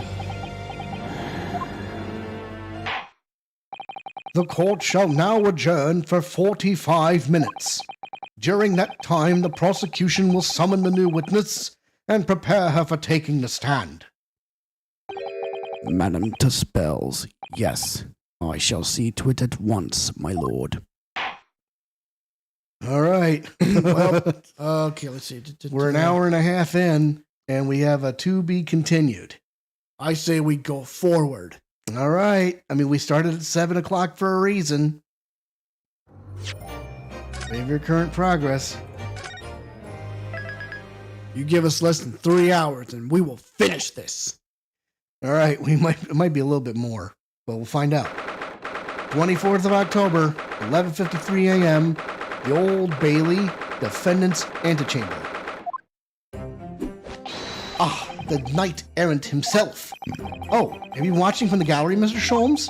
I've been on the edge of my seat the entire time. Courtroom trials are fascinating affairs, as a spectator at least. I'm glad you've been enjoying yourself.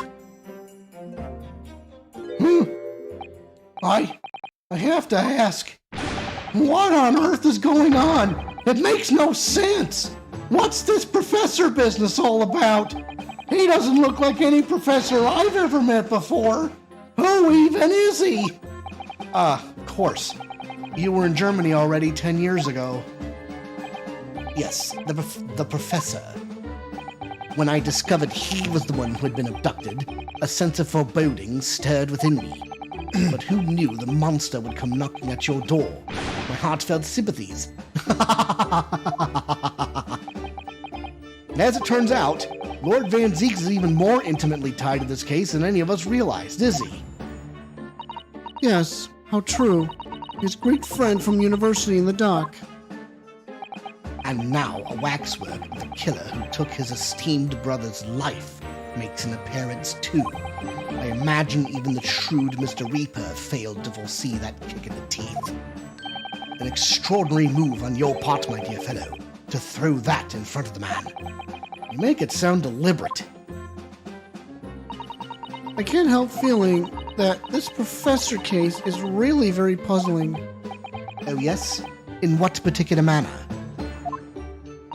Well, there's Mr. Drebber, Dr. Scythe, and Lord Van Zeeks. It seems that everybody in the trial has a link to the case somehow. Yes. In fact, I alone am not a member of the set. Well, that leaves me as an empty set, all along with no intersection to any other. Excuse me. Excuse me. Dr. Scythe! Ah, Dr. Courtney Scythe, nee Stevens. Good day to you. Hello, Sholmes. That was very shrewd of you. What in particular, pray? You requested that 10-year-old autopsy report from Gregson, didn't you? Why would you assume such a thing? Because Gregson told me.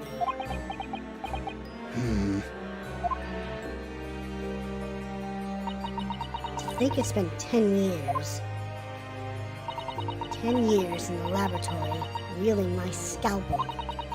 I smell of nothing but corpses and disinfectant. A policeman on the jury had a lot to say about you as it happens, Dr. Scythe. And I've accused you of being complicit in what happened. I'm hoping that you'll take the stand and tell the truth about what really happened. That certainly won't be possible. Huh? Lord Van Zeeks won't be summoning me as a witness. Lord Strongheart has forbidden it. Lord Strongheart? The Pandora's box you were warned about is the Professor case. But please don't make the mistake of thinking you'll get any information about it out of me. But attempting to hide from the truth, that's cowardice! I've always fought crime in the way that I see fit. I have no regrets. None at all. And that's all I came here to say. So, good day to you.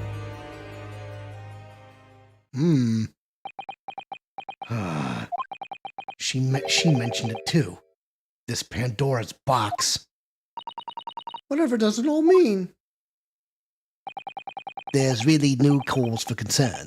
I assure you, when the trial resumes, the meaning will become all too apparent whether you'd like it to or not. Huh? Now then, I believe it's almost time. I must make my way back to the public gallery. The edge of my seat awaits. Think maybe you're enjoying yourself a little too much. Ah yes, one word of warning before I go. If, in the course of the trial this afternoon, you perceive even a shadow of doubt about the truth, don't let it out of your sight. Pursue it like a dog with a bone. He's a dog with a bone. To the bitter end, you understand. Do not falter, whatever may come to pass. All right, I understand. Thank you. Good. I shall make myself scarce then.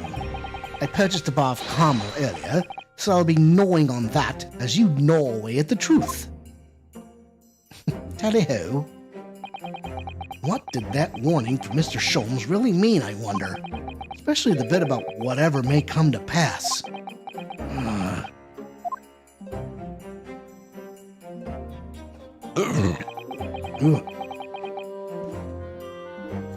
It's time for the final chapter, then.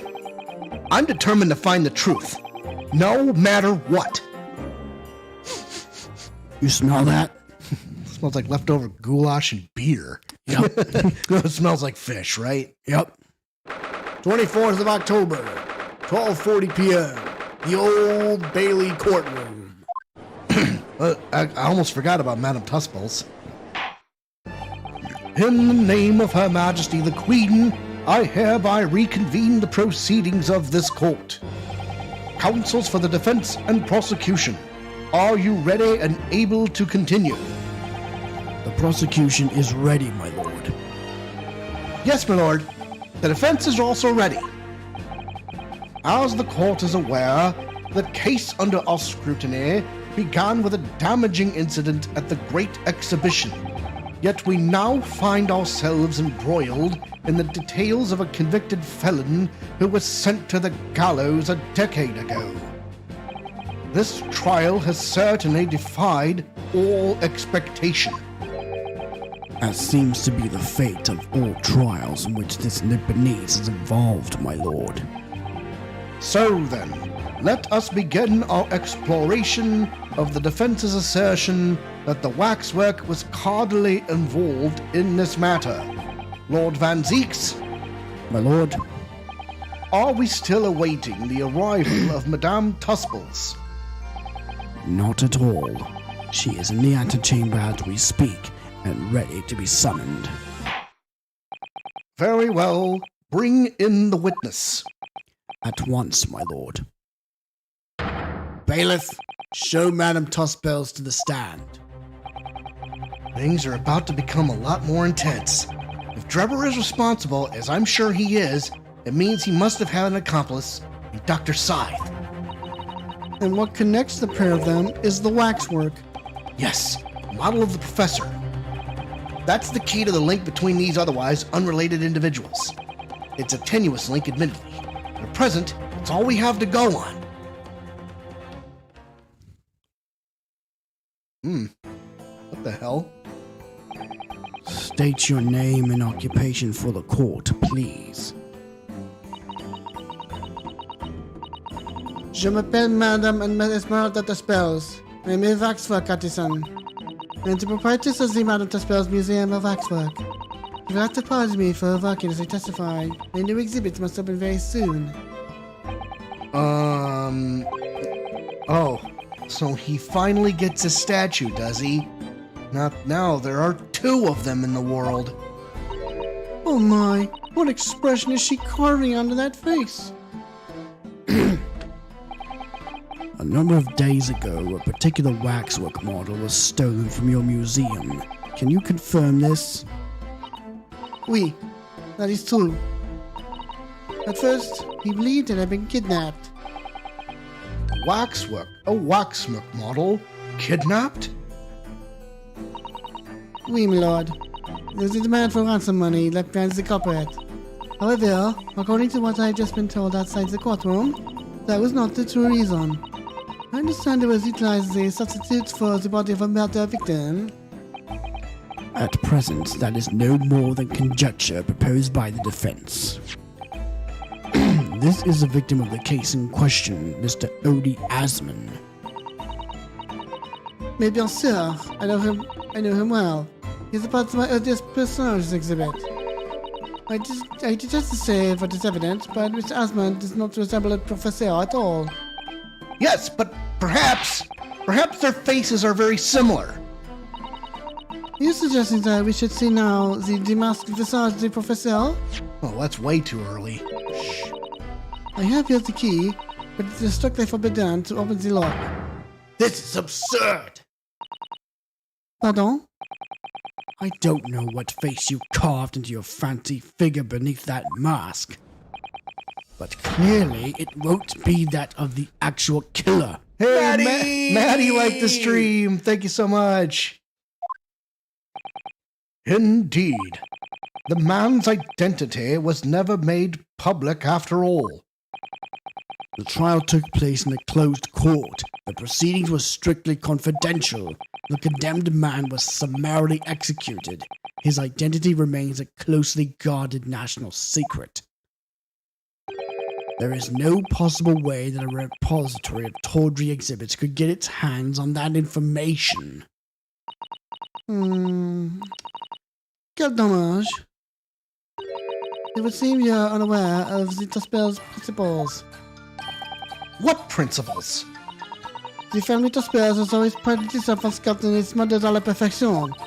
Every detail, including the visage, is fashioned with complete fidelity. Et voila, our principles. There is a well-known legend about the Tuspells waxworks from the time of the French Revolution.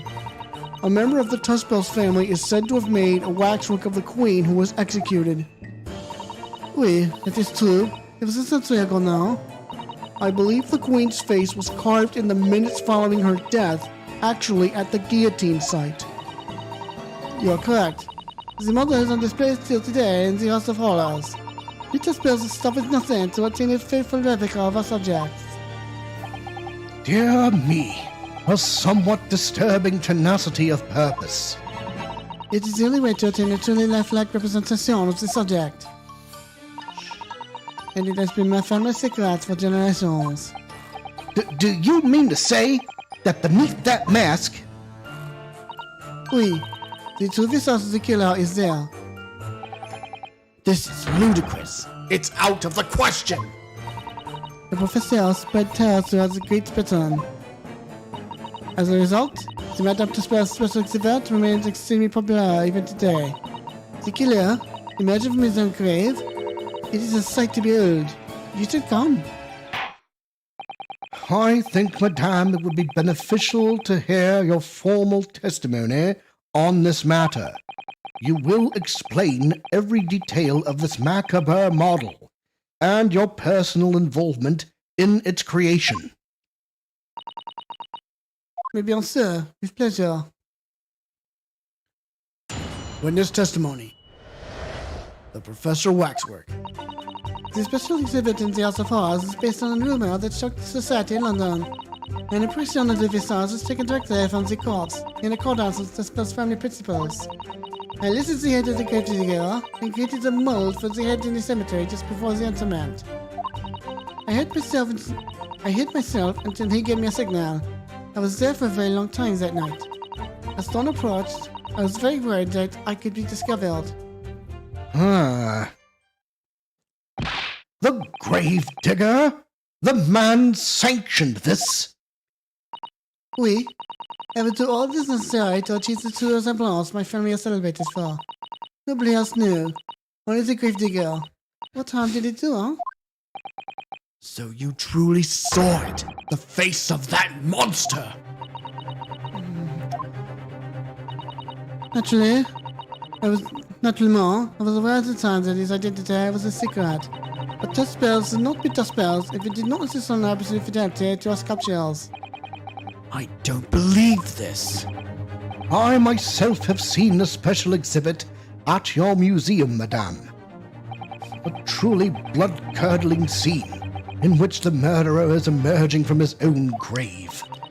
The scene depicts the subject of many rumors in London 10 years ago. I have here a newspaper from the time. Yeah. The special exhibit was based upon the picture in this article. It was the most detailed account of what happened, as reported by the eyewitness who saw it. 10-year-old article has been entered into the court A record. newspaper article recounting the tale of an eyewitness to the alleged resurrection of the professor from his grave on the night of his execution. Man rises from the grave. It's too absurd for words. The public enjoys such a thing, monsieur. That is why I have reproduced the scene as carefully as possible in my museum. And it's a waxwork from that exhibit that was stolen some days before the incident at the Great Exhibition, wasn't it? That is correct. The professor you see before you here. Most puzzling. Counsel for the defense, proceed with the cross-examination. This waxwork links Drebber to Dr. Scythe. There has to be some reason for that, which hasn't yet come to light. But I'll find it. I'll get to the bottom of what really happened. I'll prove that Dr. Scythe and Drebber were in on this crime together. Well, I say you grill this witness like a hamburger. Cross-examination time. First of all, let's read that paper she gave us. So get a load of this. The signature here. Asman. That's the Oh, signature. Asman. What? Now, hold on a second. Terms of investment. The investor, Mr. Odie Asman, hereby enters into contract with the provider, Mr. Enoch Drebber, to fund labor and materials for the construction of a super high voltage instantaneous kinesis machine. Mr. Drebber is to receive 30% of all remunerations from government grants for other income. Mr. Drebber may only uphold this right on condition that both contracting parties are alive. Take a look at that signature on the left. Odie Osmond. Yes. Oh, wow. And that signature on the paper, that's going to be very important. Very, very important. Okay, let's go. The special exhibit in the House of Horrors is based on a rumor that shocks society in London. Hold it! And that rumor would be... A 10-year-old tale now, but one that no Londoner would ever forget. Ah, right. I know just what you're talking about, I think. Of course, it couldn't be anything else. Yes, that story will never disappear. The tale of the condemned killer rising from the dead. That is the central attraction of my House of Horrors. The rumor was whispered all over the city, and it was like this. It was in Locate Cemetery behind the prison, in the dead of night after the execution of the killer. The interred professor slid back the stone slab, covering his tomb, and emerged from his grave. A young man who witnessed this felt a scream rising up beside him. But an instant later, he heard an ear-splitting gunshot from over his shoulder. The bullet struck the emerging corpse, and he fell motionless once more. The scream finally found its way from the mouth of the young witness, who turned and ran for his life.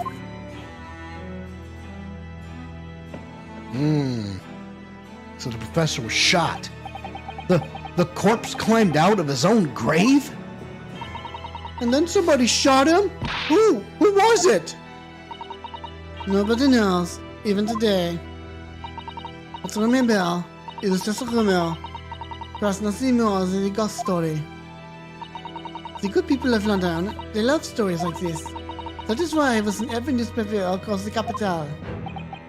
But was it just a story? I mean, this is exactly the scene that can be seen today at your museum, isn't it? Oui, the special exhibit was modeled on that very illustration. For a while afterwards, the contents of the article will be produced in every newspaper imaginable. Madam, might I say something? S'il vous plaît, go ahead, mademoiselle. When something is described as a rumor, it doesn't necessarily mean that it's entirely made up. I believe that often, rumors contain elements of the truth. Huh. I see that people from the East can be just as astute as the people of Europe. Can we be sure, for instance, that the professor's execution was successful? It is not possible for the dead to come back to life. Sorry? 10 years ago, I was there in Locate Cemetery. After the criminal known as the Professor was killed by hanging, I took a wax impression of his visage as the corpse just before it was interred. So I can assure you, the man was dead. I see. It would certainly appear that the condemned man suffered the intended fate.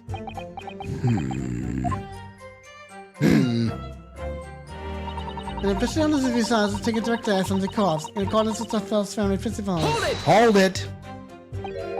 Is that true of every waxwork in your museum, then?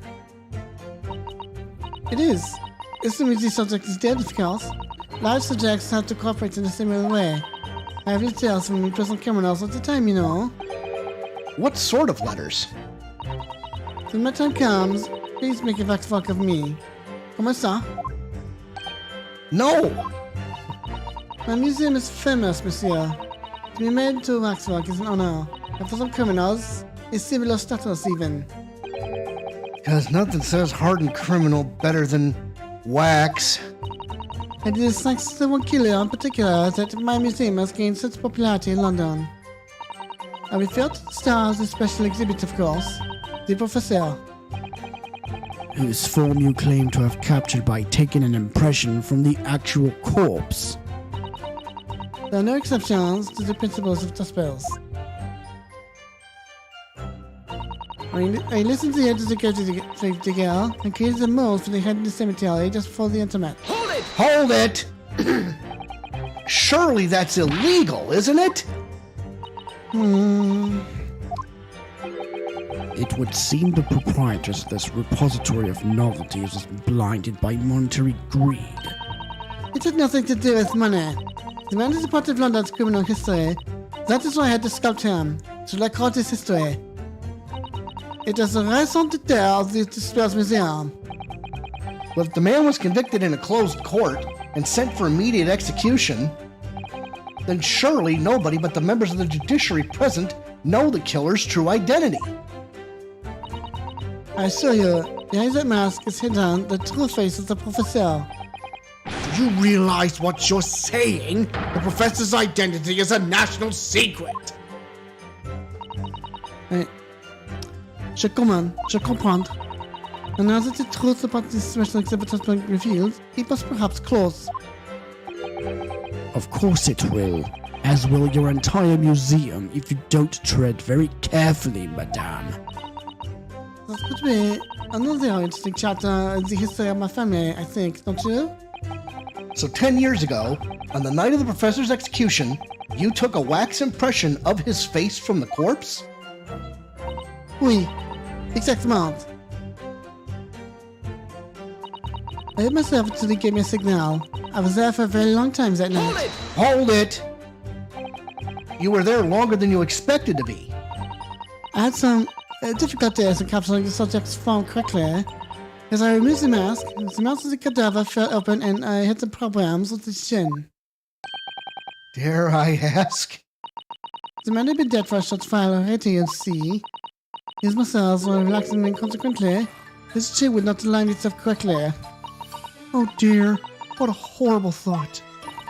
Under normal circumstances, I would have less assistance with me. However, that night, I was alone, and as a consequence, I missed my preferred window of time. What do you mean? When I took the impression of the visage of the cadaver, I always wait until 3 hours after death. Why 3 hours? Is that amount of time significant? It's because of rigor mortis. Wrigley Mortis? It's the name given to a phenomenon that occurs in recently deceased bodies. As a rule, 3 hours post-death, the muscles in the body begin to stiffen. By approximately 10 hours post-death, the entire body is completely rigid and inflexible. And then from that point on, the muscles slowly start to revert to the relaxed state.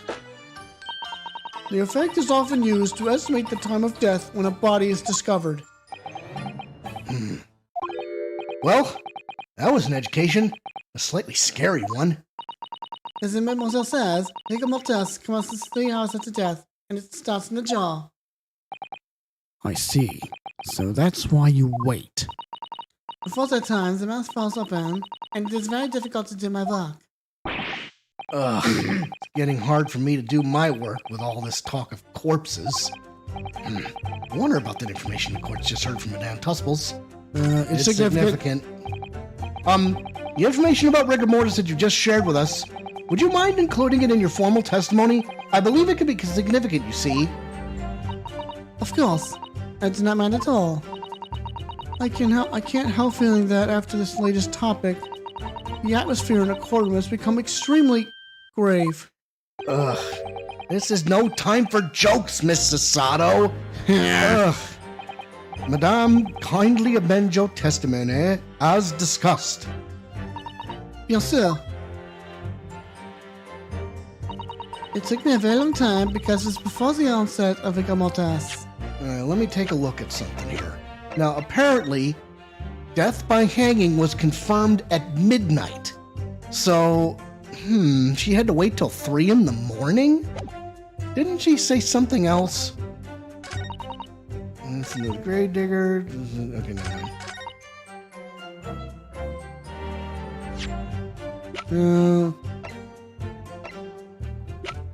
What's the point? Oh, that's what I thought. That's what I thought to do. Objection, Madame Tusples. I have here an autopsy report that was filed 10 years ago now. It confirms the death of the professor following his execution at the gallows. Eh? Is it a problem? I believe it is, because your testimony and a particular detail in the report completely contradict one another. Who What? Are you going to explain yourself, my Nipponese friend? According to her testimony, Madame Tuspels was creating her wax impression just before dawn, and at that time, rigor mortis had not yet set in. Am I correct so far, Madame? You are, oui. As I said, this definitely shows the first sign of rigor mortis 2 to 3 hours after death. The cement machine was limp, so he cannot have been dead for a long time. But on the other hand, if you look at Dr. Scythe's report, it quite clearly states the following. Death by hanging confirmed at midnight, 17th of June. No! If the professor indeed died at midnight that day, then by the time you were sculpting his face, rigor mortis would already have set in. Oui, you're right. The turn, it would have been completely stiff. In other words, this report is wrong. Objection! No coroner makes mistakes when recording the time of death. The very idea is absurd. In that case, there's only one possible conclusion. The execution didn't actually take place at the stated time. Impossible! Order!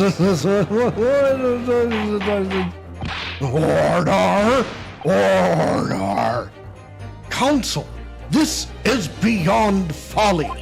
Not only do you indict the author of the report, Dr. Scythe, but you also implicate members of staff at Berkeley Prison, where the execution took place. By heck, Extraordinary! Not in my day! Objection! My learned friend appears to have overlooked one very crucial fact. what fact? The professor died that night, without question. He did. Of course he did. And Mr. Mastiff saw his my own hands. There was no... Objection! Yes, the professor died that night, but what if he didn't die at the gallows? Didn't die at... Are you insane?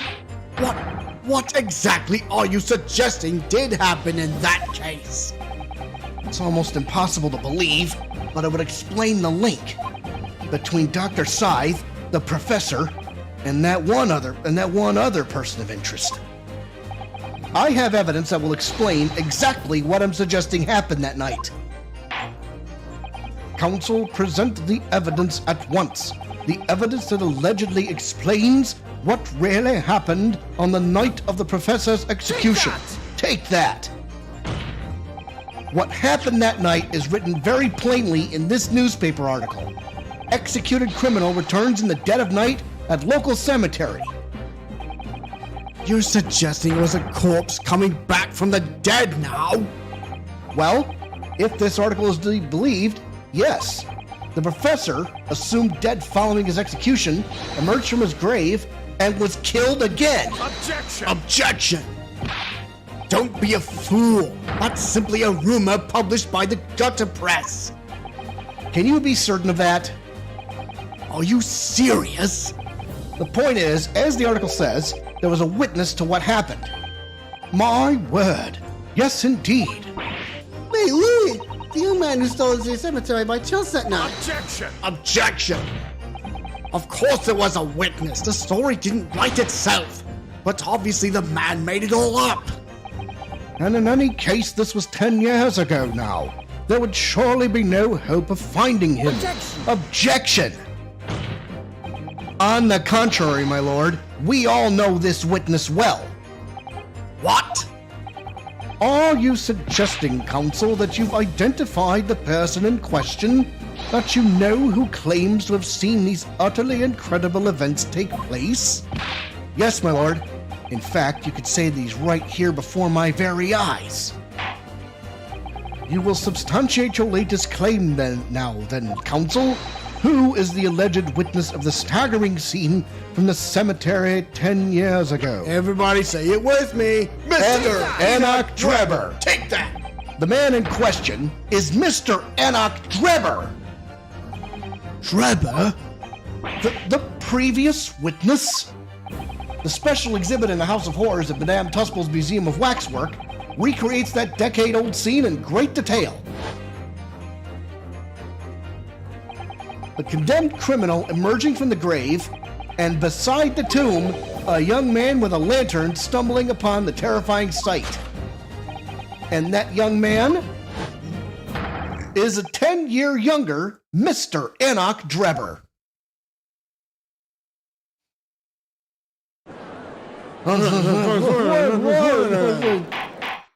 Order! Order!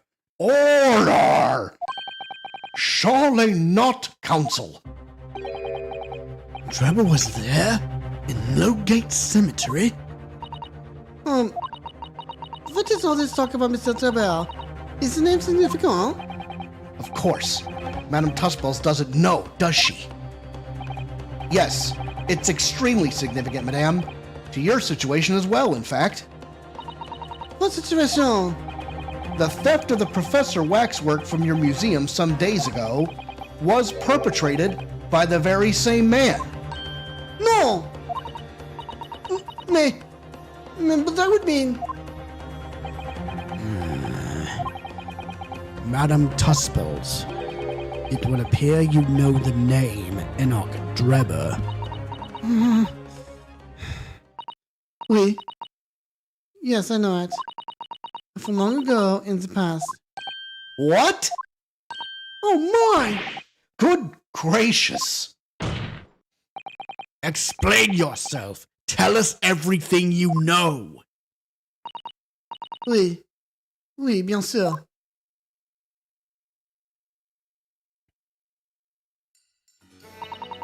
The story of the young man and the terrible sight he witnessed in the cemetery 10 years ago was published in every single newspaper in London and throughout Great Britain.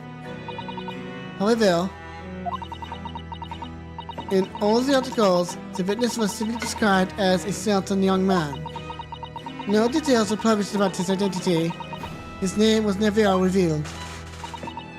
That is, apart from in one newspaper.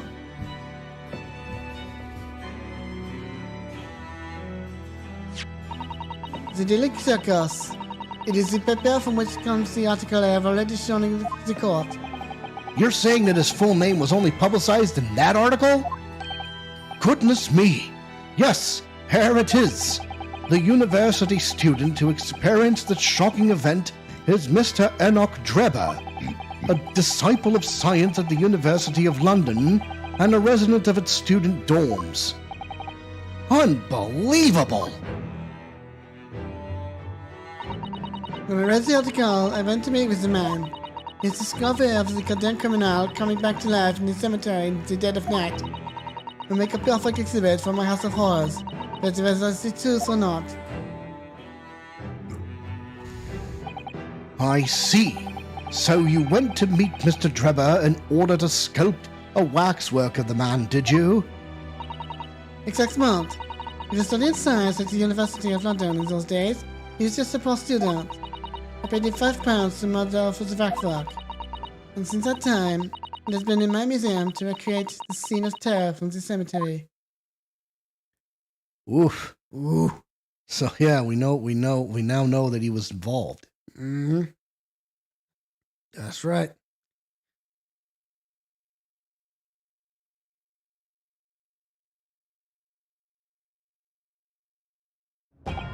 So, 10 years ago, a young man appealed to the public about an extraordinary event he'd witnessed. A criminal who had been put to death re-emerging from his grave in the middle of the night. But the public treated his claim as nothing more than an amusing anecdote that was soon forgotten. 10 years later, the same man steals a waxwork model of the executed criminal, ostensibly to use as a body double for the victim in the case we're discussing here today. Even though the waxwork's build is a poor match for the victim, and its face is obscured by a mask. So the question is, why would the man do such a thing? Which brings us to 3 days ago, when the birdcage crashed into the Crystal Tower. If the birdcage had in fact contained not the body of Mr. Asman, but that same waxwork, the coroner from Scotland Yard who investigated Dr. Scythe would have noticed immediately. And yet, she submitted this autopsy report for the victim, which the court has seen earlier. Let's take a look at it. Details of victim name. Odie Asman, male, coroner Courtney Scythe. Time of death, 21st October around 2:20 p.m. Hemorrhage of a wound to the chest that pierced the heart, inflicted by a sharp implement. Broken vertebra, most likely resulting from impact after a sudden fall from considerable height. Why? Because the waxwork was that of the professor. Is that what you're saying? Dr. Scythe put her name to a document confirming the death of a condemned criminal who was still alive. A criminal whose apparent resurrection was witnessed by Mr. Drebber. But that misconduct was a deadly secret the coroner would do anything to protect. Which is precisely why Mr. Drebber used that particular waxwork as the body double. Ah! Whoa. My lord, this court must summon Dr. Scythe to the stand. The defense is determined to find out exactly how the coroner and Mr. Drebber are connected. But according to the missive I received this morning through the prosecutor's office, Dr. Scythe is unable to participate in these proceedings. Is that not the case? She told us so herself, didn't she? Lord Van Ziggs won't be summoning me as a witness. Lord Strongheart has forbidden it. Lord Strongheart? The Pandora's box we're warned about is the Professor case. But please don't make the mistake of thinking you'll get any information about it out of me.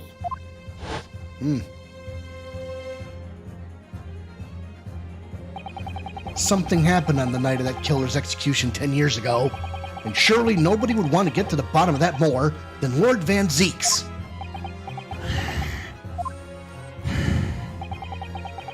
The prosecution calls for the instructions in that missive to be scrapped. Huh? But Lord Van Ziggs, the missive was issued from the Lord Chief Justice's office. Objection! The assigned prosecutor has the final say on policy in any particular trial. In other words, me. Yes! Let Enoch Drebber and Dr. Scythe both take the stand together. Order! Very well, I will uphold your request. Bailiff, send a subpoena with immediate effect addressed to Dr. Scythe of the Forensic Investigation Team. The woman is compelled to attend on Her Majesty's orders. All right then, Enoch Drebber and Dr. Scythe. If they weren't colluding with one another, this crime could never have been committed. I'm just a stone's throw away. I can feel it. The truth behind all of this is about to come out. Okay, Oh, boy. so... Well, here we There are. we go.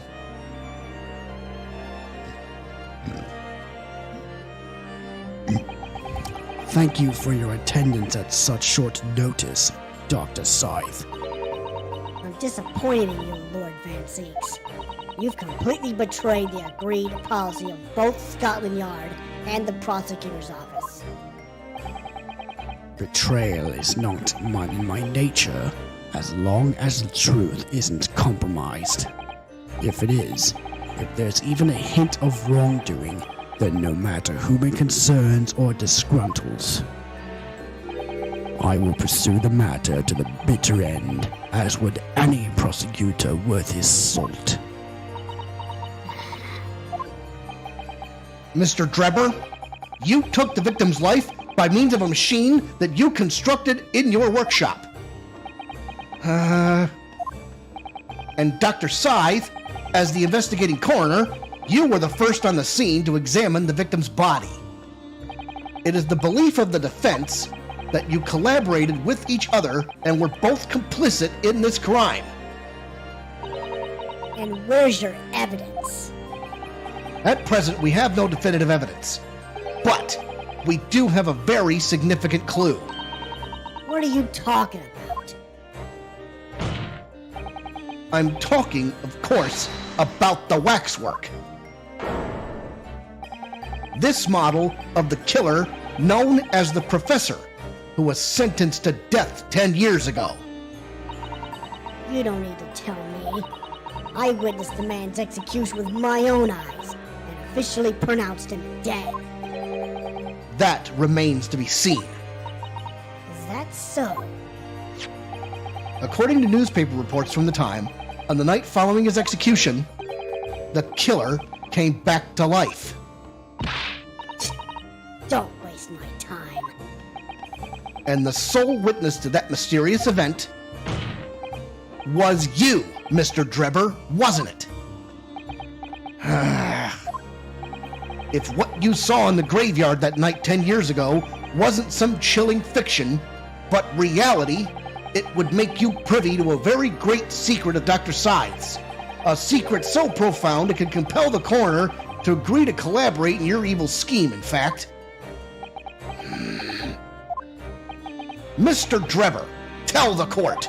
Tell everyone the truth of what you saw that night in Lowgate Cemetery.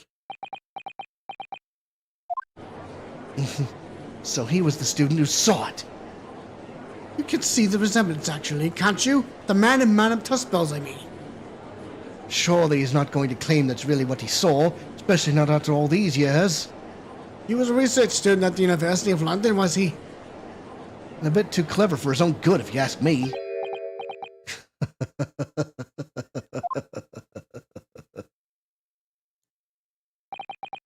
What an interesting twist. Huh? When at the time, not one person would take me seriously. Yet now here we are, 10 years later, and suddenly my story matters, and in a court of law, too.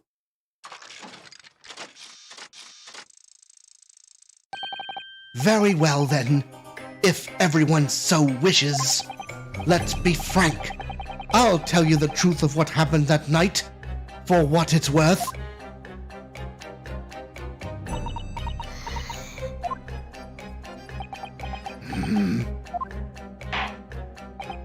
So, Mr. Drebber, your testimony, please, about the events of that night 10 years ago. You will tell the court exactly what you stumbled across in Lowgate Cemetery. Yes, of course, as you wish.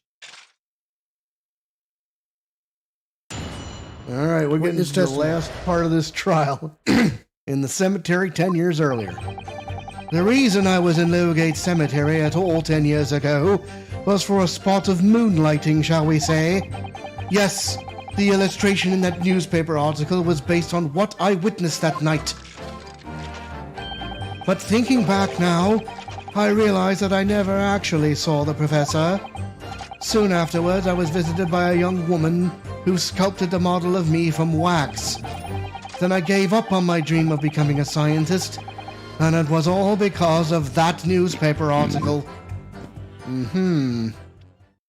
So, wait a minute! You're claiming you didn't actually see the professor now? Of course. You'd have to have a screw loose if you believe a corpse could come back from the dead. But, so you're saying this article is not what the paper it's printed on? I think that would describe it perfectly. Yes. If the details in the article aren't true, it nullifies your argument for why Mr. Drebber and Dr. Scythe would have been working together. So he's discrediting himself to cripple my argument? Tell me, witness, you claim to have been in the cemetery on some auxiliary business. Can you elaborate? That's right. Grave robbing, to be precise. As you know, Lowgate Cemetery is at the rear of Berkeley Prison, so among students at the university, it had a reputation for being haunted by the ghosts of condemned convicts. Grave robbing, you say? Yes, exhuming fresh corpses to sell is reasonably lucrative. Of course, I never laid a finger on any valuables buried with the dead. So you were one of the so-called resurrectionists, a particularly unpleasant scourge on society. Actually, my fellows and I went by another name, the Repurposers. But that is quite beyond the pale. You would invite divine retribution, sir. Yes, well, I think I've suffered retribution enough. The Daily Circus eventually unearthed my name and put it in print. It caused me a great many headaches. In the end, I had to leave the university. That was the only paper with the bad grace to identify me unambiguously, I might add. I see. Out of interest, who drew the illustration for this article? Ah, yes. That was the reporter who exposed me. He sketched that right in front of me as I described the scene. Obviously, as time ticked on, I bitterly regretted what I'd done, claiming to have seen something I never truly saw. Foolish. Very foolish. Well, counsel for the defense, you may proceed to the cross-examination now. At once, my lord. Well, I don't know. We can still prove our argument. In the cemetery 10 years early.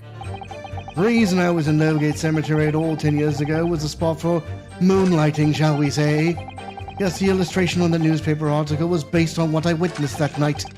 Thinking back now, I realize that I never actually saw the professor at all, though. Oh, yeah? Objection! Sorry, Mr. Drebber, but I don't believe that. Don't believe what? Your latest claim. You did see the professor on that night 10 years ago. Oh dear. We seem to be at odds. But I was there, and you were not. I know what I didn't see. The illustration with this article was drawn based upon what you told the journalist that you witnessed. A figure emerging from a tomb, wearing an iron mask. Yes, when the killer was tried 10 years ago.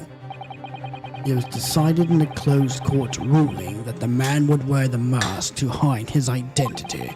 It wasn't to be removed even during his execution and subsequent burial.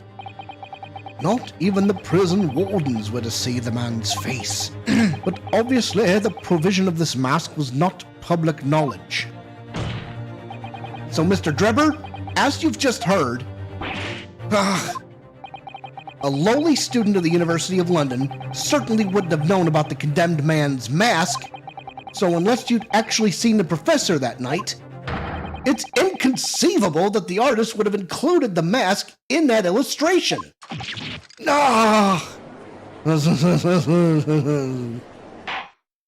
Order! Order! Well, Mr. Drebber?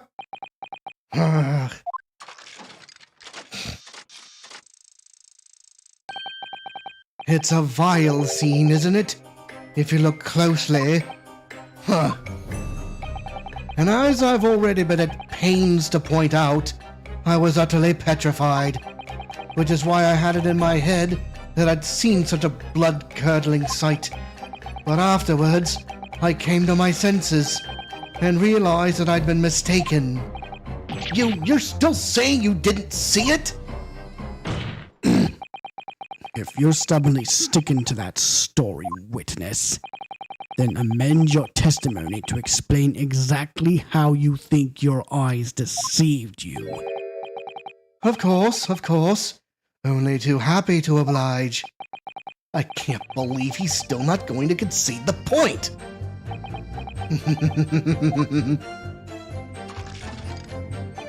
What I in fact witnessed was a fellow grave robber at work. What the hell? Hold it! A fellow grave robber? What are you talking about? Well, I wasn't the only one busy in the cemetery that night, you know. Other body snatchers were at work. Of course, when I saw one emerging from the hole he dug, my heart very nearly stopped. So that's the terrifying sight I actually saw, you see. You're claiming it was just another student on equally insalubrious business as yourself. Many of the medical students would wear metal masks to protect them from bacteria during dissections. Clearly the fellow was using such a mask to protect his anonymity. Wouldn't you say? Objection! But there's more to the story, isn't there? The article goes on to say, in the next second, a gunshot rang out suddenly from behind. The bullet pierced the resurrected man's chest, whose breath then stilled once more. We might assume that the sexton discovered the miscreants at work, perhaps, and fired upon one of them. The gravedigger had shot someone in the cemetery. I think it might have been rather big news, my lord. Ah, yes, well, I can only assume it was an embellishment that bolted on later by the reporter. Bizarre. Excuse me. Madame Tusples. Don't take it out on Mr. Sholmes. Oh, pardon. I was lost in my thoughts. Would it be fair to say that Mr. Drebber's last remark was significant to you in some way? I thought it was a little strange, that is all. Or Monsieur Drebber could claim this now. If you don't mind me saying, madame, what are you talking about? Well, when I met you 10 years ago at your university dormitory, you recounted to me about your adventures in the cemetery, no? Including the gunshot. Stop! You might want to watch your tongue, you know. Objection! Have a care, Drebber. That's no way to speak to a lady. Grr. Please, Madame Tusples, carry on. Bien sûr. According to what Monsieur Drebber told me at the time, he did hear a gunshot from behind him, and the bullet hit the condemned man. I said nothing of the sort! No, you were very explicit about the details, about the mask that the figure was wearing, and the blood that spattered over you when he was shot. Ugh. Enough! Shut up, woman! You're making all this up! That will do. Mr. Drebber? Yes? You refute the account just given by Madame Tusples? I have no recollection of ever saying those things. Come on! Do you really expect us to believe you? Control yourself, counsel. I will not permit baseless accusations in my courtroom. Right. Under the circumstances, I think it best that you supplement your testimony with a statement to clarify your position on it. To clarify your position on this witness. Very well.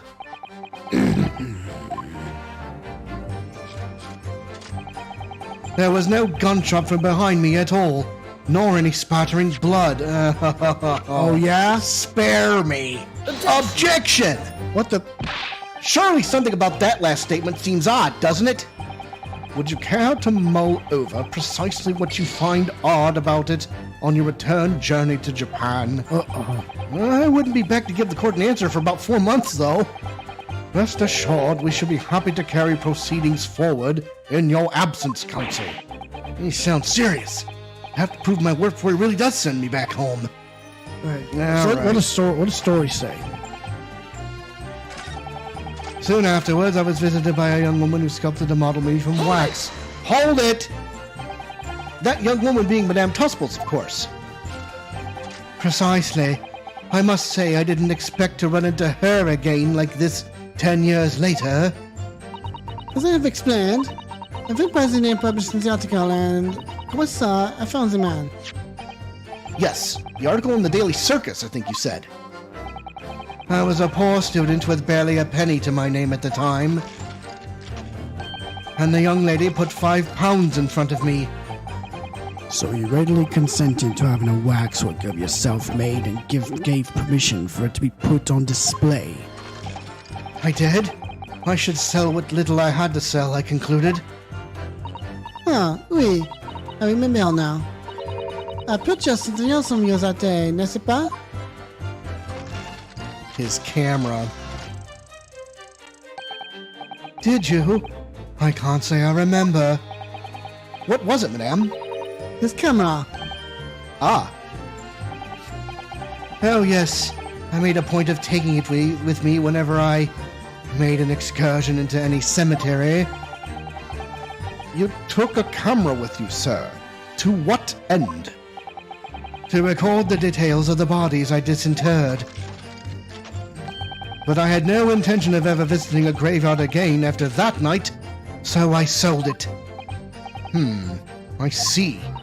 But I still have it, monsieur. It's part of the special exhibit in my House of Horrors. I'm very meticulous about such details. It is it just way. It would seem then that this is the very camera Mr. Drebber took with him to locate cemetery on the night in question. Yes. Interesting. Details of the camera have been updated in a court record. When the light went... Okay, so... The actual camera that Mr. Drebber had with him in the cemetery 10 years ago. When the lens is extended, dark staining can be seen on the bellows. Oh, now I can do it. Oops. There's no gunshot from behind me at all, nor any spattering blood. Oh, yeah? What about this? Spare me. Objection! Mr. Drebber, do you remember this camera? Huh? Meh, that is the camera from the faithful net. Yes, we borrowed it from the House of Horrors. It's the camera you took with you to the cemetery that night, Mr. Drebber. And is that supposed to be significant? This kind of camera is rarely seen in our homeland, so my colleague and I were keen to examine it closely. We noticed that the lens extends forwards on the end of some bellows. Like this. Hold it! Hold it! Hold it! What's that? There, just on the bellows. It looks like a dark red stain. Ha! That's right. It's a rather conspicuous mark here on the bellows, in fact. Good Lord! Are you suggesting? Yes, my lord. It would appear to be a spatter of blood. Something that could be confirmed with a simple chemical test. Isn't that right, Dr. Scythe? It will be difficult to determine if it was human blood and not the blood of some animal. But yes, to test whether or not it's blood at all is simple enough. I propose that Madame Tussel's testimony was correct, and that on the night in question 10 years ago, you were spattered with blood from the gunshot wound. And that furthermore, you really did witness the condemned professor emerging from his tomb.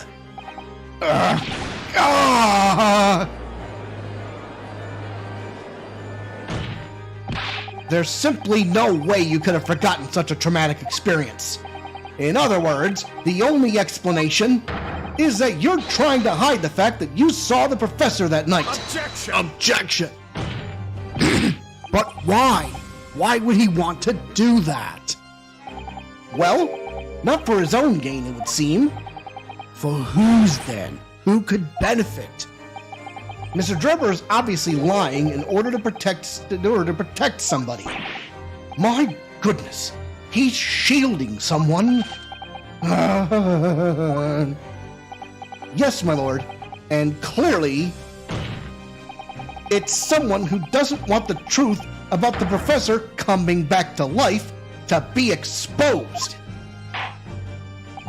Well, counsel, who is it then? Who is this witness trying to protect by lying about what he saw that night? Everybody say it with me. Take that! The obvious answer is Dr. Scythe. Scythe? Whatever do you mean? Imagine if the convict who had been sentenced to death was not in fact killed. Imagine if that was to come to light. What are you insinuating? And imagine if the convict in question was the country's most hated mass murderer. If it was the professor. That would be an unprecedented scandal. Objection! This is beyond a joke. Need I point out that the dead cannot come back to life? What you're suggesting would mean that the execution never actually happened. Yes, that's exactly what it would mean. Objection! Once a man is sent to the gallows, he hangs. No one could escape. Not in Great Britain.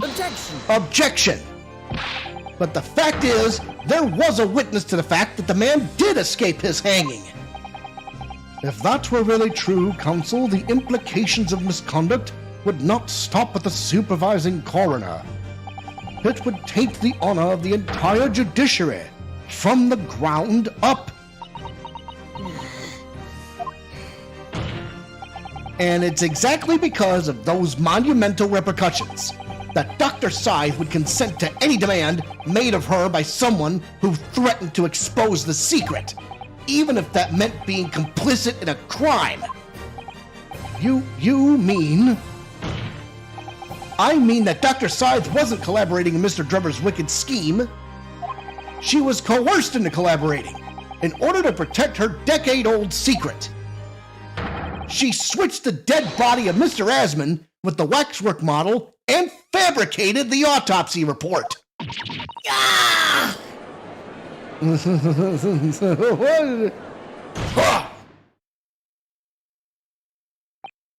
Lord Van Zeeks! Pray forgive my freshly filled hallowed chalice and a whole raft of other discourtesies now. Goodness me! It's just the sort of tall tale Londoners would enjoy, I grant you. An executed killer rising from the dead, a Scotland Yard cover-up, a conspiracy at the highest levels. So let me ask you one thing. What's that?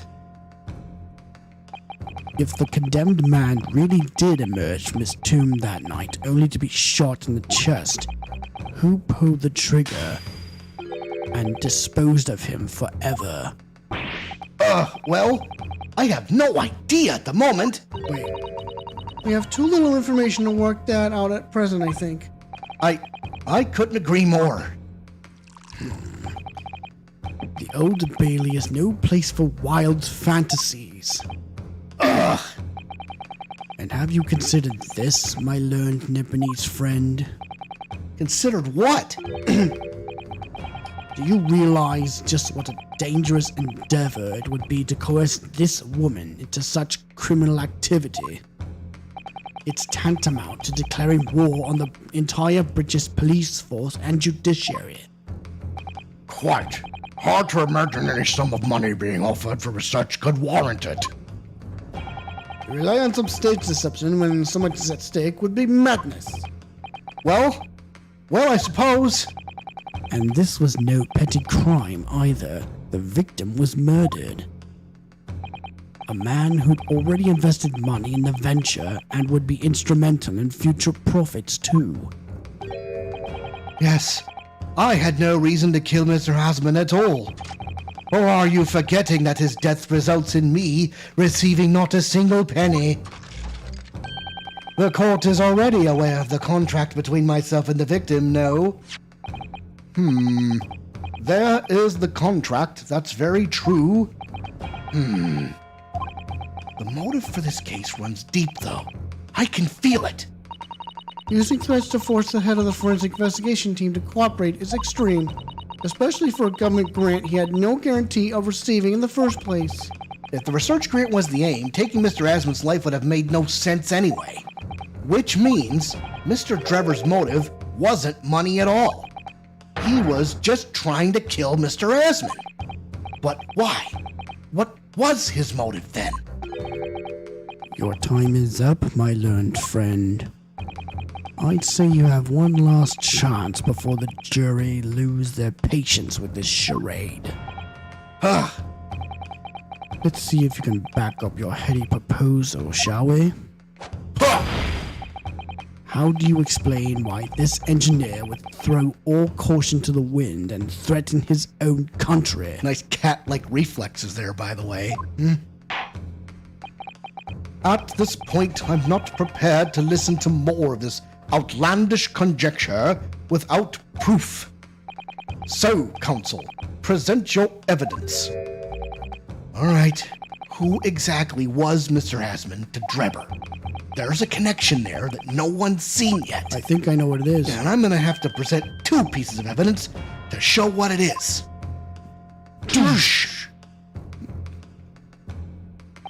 Yes, my lord.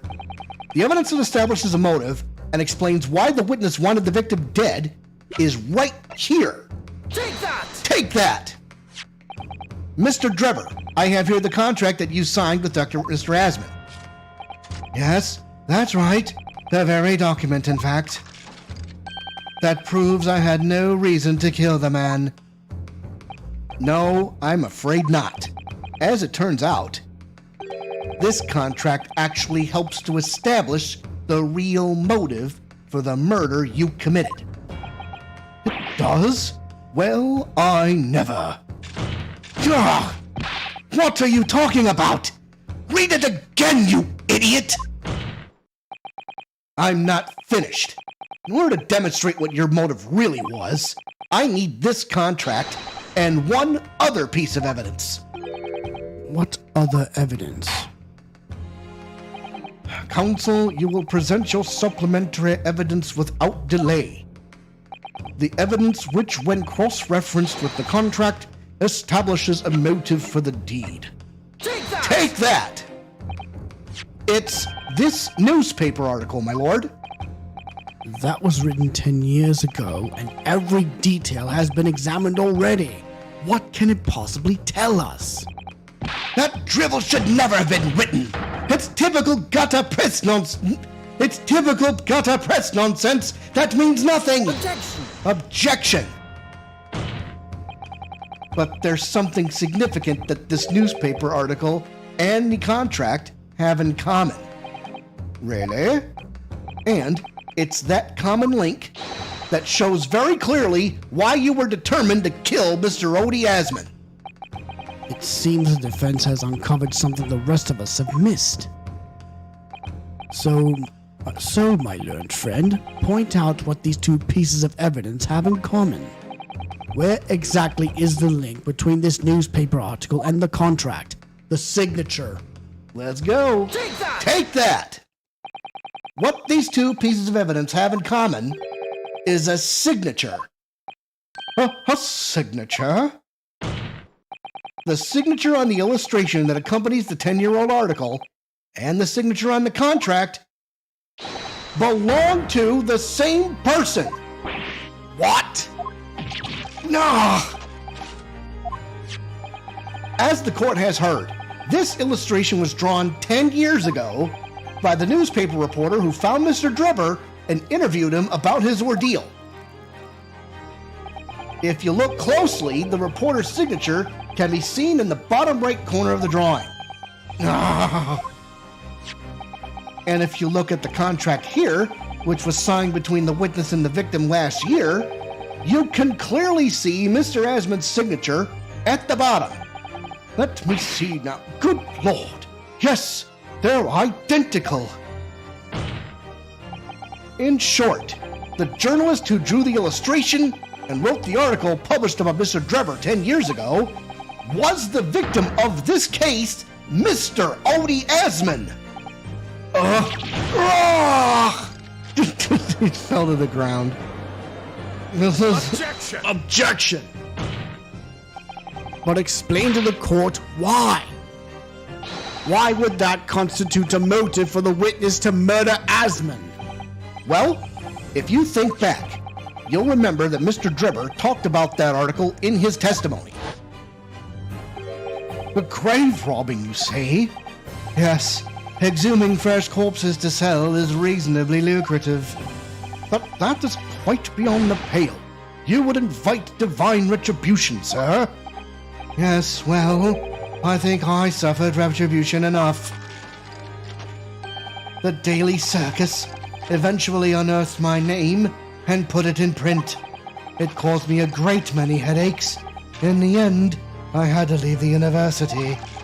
That was the only paper with the bad grace to identify me unambiguously, I might add. Then I gave up on my dream of becoming a scientist, and it was all because of that newspaper article.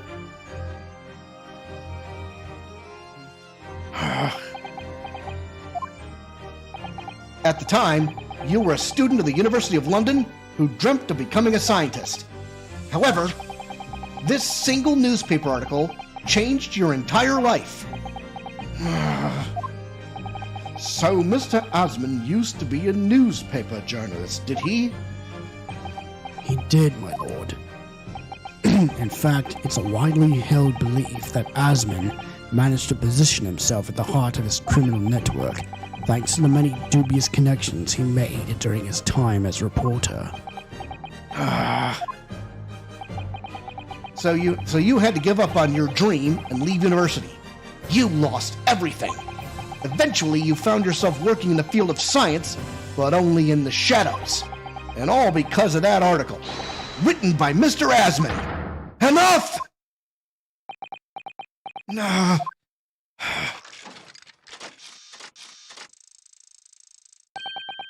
Stop this endless drivel about my life. What? Explain yourself, Mr. Drebber. Yes, it's true. I had to leave the university as a result of that article. But it was just a straw that broke the camel's back. What do you mean? Almost every student of science in the faculty was too poor to actually conduct any research, but they struggled on with their hypotheses anyway. We all did, only to have them taken by vultures. Sooner or later, you knew your ideas would be stolen and patented by some wretch or other after all. Good gracious. Making a name for yourself as a scientist in a climate like that was a miracle only select few geniuses could ever hope to achieve. Personally, I wasn't one of those geniuses, so it was hardly a wrench. Being forced out of the university because of Lowgate was the best thing that could have happened to me. Objection! Objection! Mr. Drebber, do you genuinely believe that? Of course I do! Who's better placed to know whether or not I possess a talent for science than me? I'm sorry to say that your words don't ring true at all.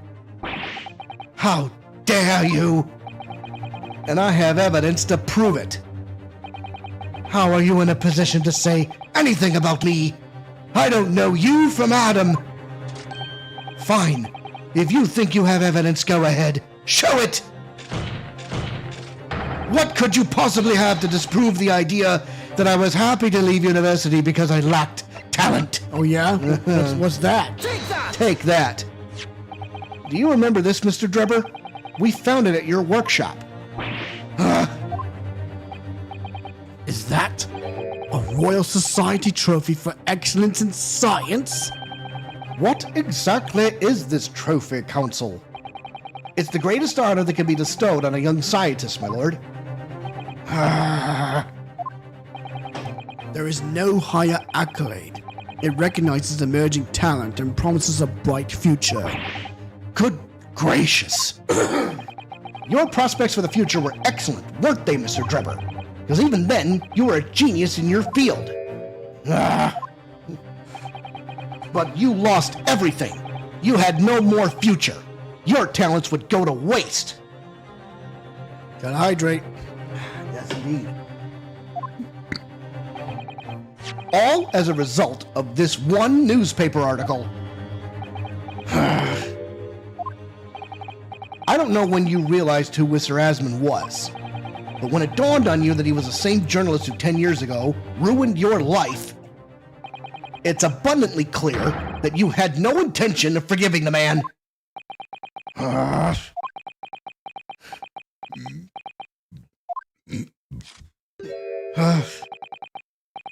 The truth is... Finally, he's gonna fold. Ugh. Hold it! Dr. Scythe, no, him. Dr. Scythe. Hold it. Ah. Fine. Clearly, this has run its course now. What? I admit it. All of it. What? What are you doing? It's exactly as the Japanese man said. I was coerced into going along with this man's plot to murder the victim, on the condition that he kept my dirty secret from 10 years ago. No. Good Lord! Dr. Scythe, do you realize what you're saying, woman? It's all true. That day, when I arrived at the Crystal Tower and saw the birdcage, my heart nearly stopped beating. That memory from a decade ago that I'd done my best to bury deep inside myself. It was the professor again, staring me in the face. And then, before I had a chance to react, I noticed something else. There was a note tucked inside the model's jacket. Dr. Scythe. Dr. Scythe, you will go along with my plan. From someone who knows the truth about what really happened that night 10 years ago.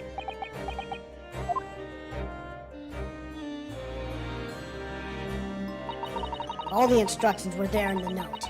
Every detail was meticulously written out. I had no choice but to do what it said. I made the necessary alterations to the scene and fabricated the autopsy report as instructed. There was really no other choice. It had to be done to protect the judiciary. I can only apologize now.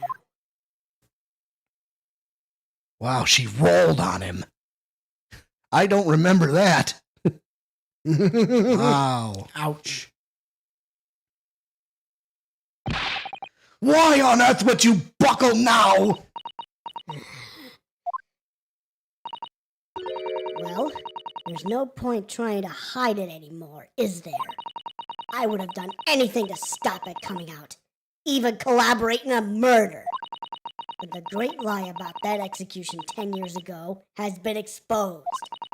Whatever happens, I'm finished. So then, Mr. Drebber, what do you say to that? Your accomplice has admitted everything.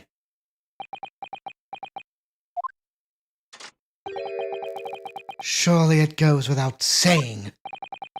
You admit your part in it too, then? Ugh! I admit nothing at all! What? Have you forgotten that the kinesis machine was ripped to shreds by an explosion? Short of me admitting to a crime, there's really no possible way for you to prove I did anything wrong. No!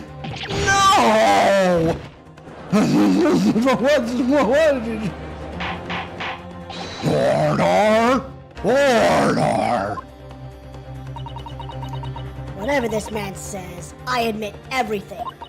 He threatened to expose my secret, so I went along with his plan. And Lord Van Zeeks, Yes? I hope you'll accept my apologies. What happens next is in your hands, of course. I have heard more than enough now. I hereby present the final findings of this court. Huh? This trial is not the proper forum in which to pursue the alleged wrongdoings of Mr. Drebber. The defendant is Professor Albert Hairbrayne. Very true. It had slipped my mind. Isn't he one of your closest friends?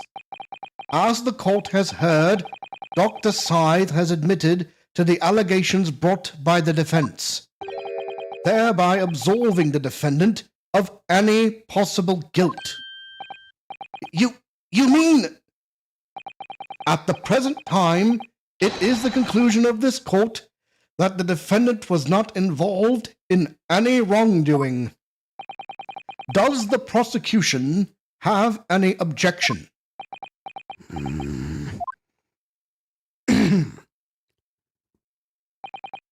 None, my lord.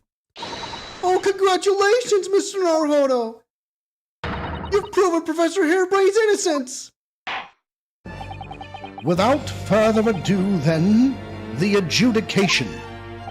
Unless the prosecution or defense have any other matters to discuss.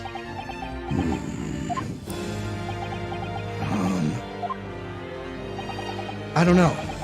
This doesn't feel quite right. Why did Dr. Scythe suddenly admit to it like that? Is everything alright, Mr. Naruhodo? Like you said before, the way the trial is set to end now, the judge will certainly deliver a verdict not guilty. But is that really what we want? What the defense should be pushing for now is... Further testimony. Yes. Objection! The defense objects to the trial ending at this time, my lord. I beg your pardon? We demand one final testimony. What? What the hell is this? You do realize I'm about to adjudicate in favor of your client, I presume. What are you playing at now, my Nipponese friend? Why would you want to obstruct the conclusion of the trial at this point? No defense lawyer in his right mind would do that. Mr. Naruhodo, what exactly are you thinking? The truth. The whole truth. And a way to bring it all out into the open. Right. Yes. Hindsight. Ah, yes. One word of warning before I go. If, in the course of the trial this afternoon, you perceive even a shadow of doubt about the truth, don't let it out of your sight. Pursue it like a dog with a bone. Roger that. To the bitter end, you understand. Do not falter, whatever may come to pass. Yeah, that's right. Yeah, that's right. I'm sure Mr. Sholmes knew. He must have deduced that this would happen. Yes, I'm here in court to advocate for my client and to secure an acquittal. Obviously. But that's not all. I believe that I have a duty to the court to pursue the whole truth of the case until every last detail is laid bare. And that is why the defense calls for further testimony from Dr. Scythe. Testimony from me? About what? About the nature of your collaboration with Mr. Enoch Drebber. Ha! The case has escaped your attention. I've already admitted to everything I did. The whole truth has already been revealed. So stop wasting everyone's time. As his lordship made very plain, your client will get the acquittal you wanted for him. There's simply no point protracting this business further with another tedious cross-examination. Objection! Objection! Ow! Damn it! Pray forgive my careless handling of that hallowed bottle. I slipped. That's what you call it? What is your objection, Lord Van Zeeks? The prosecution also calls for supplementary testimony from the witness. Don't be stupid! If there's more to this case than has yet to come to light, then I will join my learned friend in pursuing the facts until the bitter end. You'll what? Lord Van Zeeks. This is most irregular, to say the least.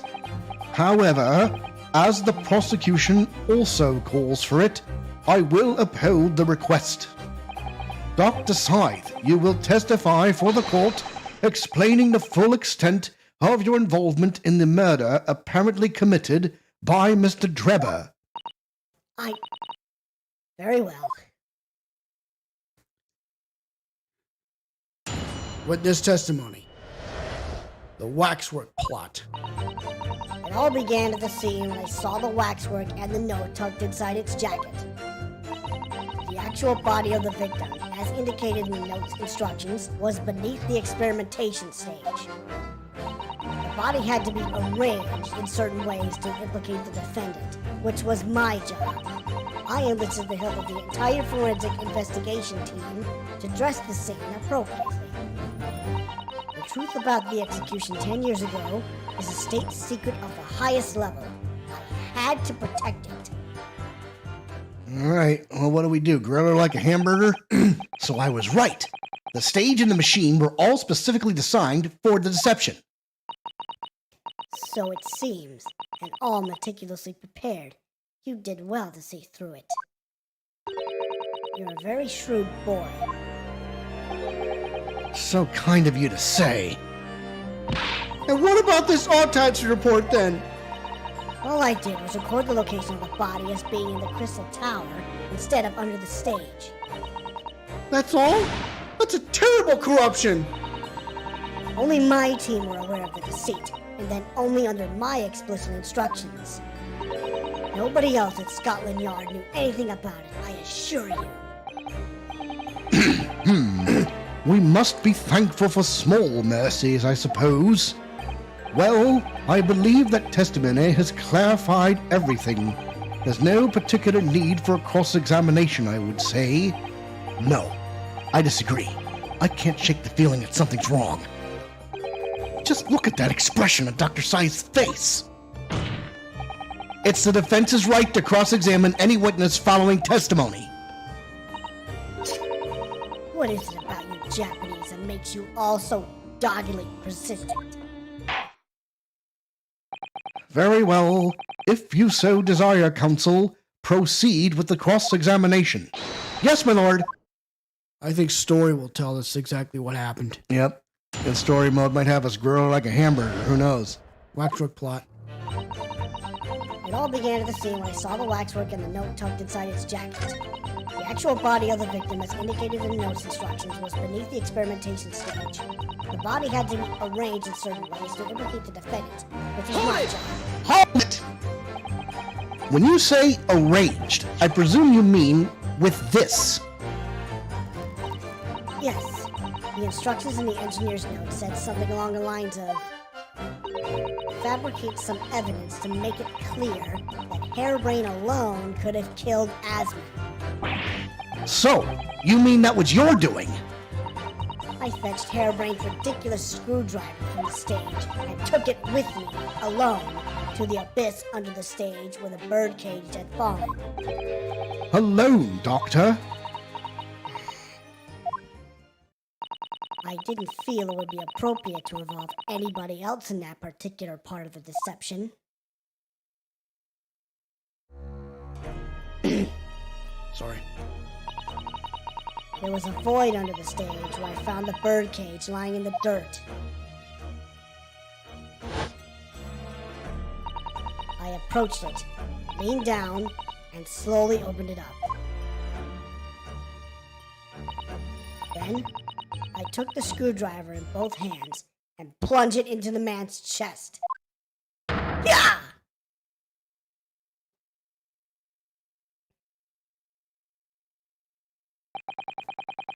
And then you noted that in your fake autopsy report as a fictitious cause of death. Exactly. So, the actual cause of death was... The trauma resulting from the 30-foot drop. No. My word. What is it, Mrs. Sato? Something about Dr. Sai's last statement is playing on my mind, that's all.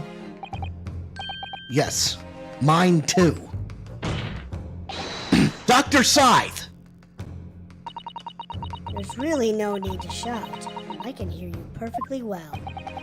The defense calls for you to add what you just said to your formal testimony. Oh? Which part? What I want her to supplement her testimony with is what she did to the victim. Yeah, I know why. How you stabbed Mr. Asmund in the chest. That part. Fine, if that's what you want. But there's really no need to point. The prosecution concurred. Very well, you will supplement your testimony now, witness. If you wish, my lord. I stood over the victim's corpse where it lay in the top of the cage and plunged the screwdriver into the chest. Not true. Objection! Objection! I've got a nasty feeling that this inconsistency points to an extremely uncomfortable truth. No way, it's Pierce Nicati. Wait, this isn't Spirit of Justice. I mean, it's Trevor. Hi, the Firebird. How's it going, brother? Thanks for joining the chat. You're just in time for tea. What on earth is the matter, Counsel? Have you lost your tongue? Listen to this music, huh? Yeah. You like it? I like it. It's getting spicy. I apologize, my lord. Dr. Scythe, in that last statement of yours, there's just one point that seems to defy explanation. Huh? Out with it, my learned friend. There's an obvious inconsistency between your description and this photograph, which shows the victim in the birdcage following the events that led to his death. Objection! The court has already examined that photograph in depth. There's nothing new we can learn from it. Objection! Yes, we have already considered it. That's true. But we now know the facts to be different. What do you mean? I believe we should let the defense explain. Where in this photograph would we see the alleged inconsistency with the witness's statement? There, his chest. Look closely at the bloodstain on the victim's chest. It clearly extends in a downwards direction, towards the man's feet. And why is that significant, Counsel? If the victim was stabbed... No, the judge. If the victim was stabbed moments before the kinesis machine was set in motion, that's entirely expected. Ah, of course. No, that's not what happened. Exactly, my lord. Dr. Scythe made it very clear in her testimony just now that the point at which she stole Professor Hairbrayne's screwdriver and stabbed the victim was after the grand deception was set in motion, when the birdcage had fallen below the stage, out of sight. From the shape of it, it's clear that the birdcage would have fallen on its side after the 30-foot drop. And if the victim had really been stabbed whilst inside the birdcage in that position, the blood from the wound would have spread out equally in all directions. For it to have formed the longitudinal appearance we see in the picture is inconceivable.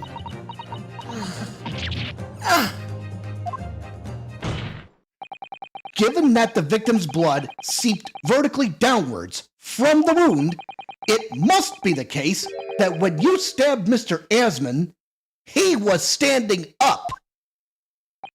In short, Dr. Scythe, your latest testimony was a total fabrication.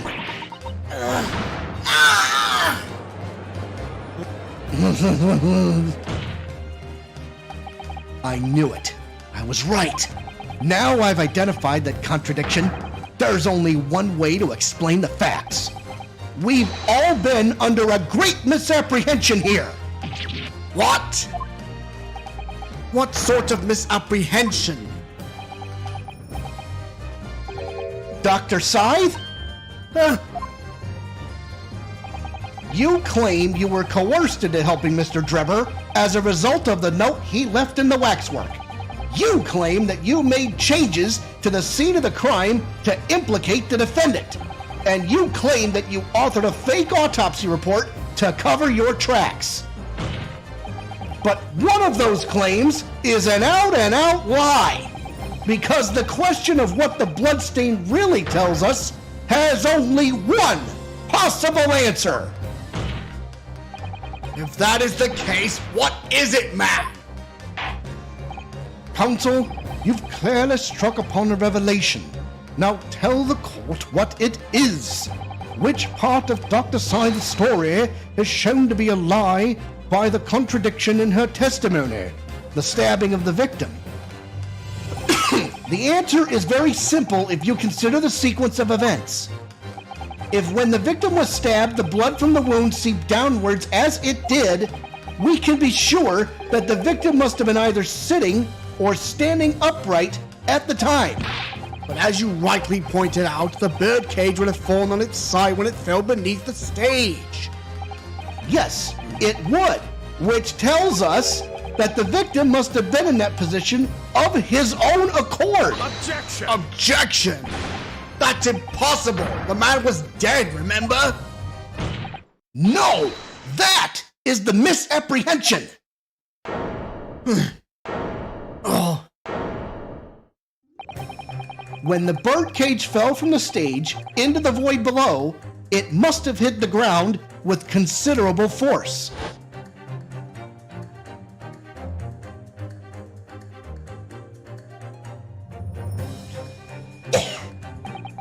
But Mr. Asman didn't die in the fall.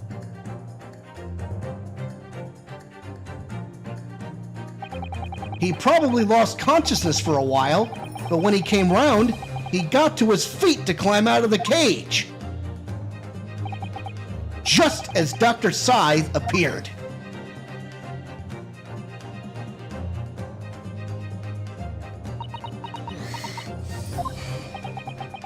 If the victim was in fact alive at that point in time, it changes everything.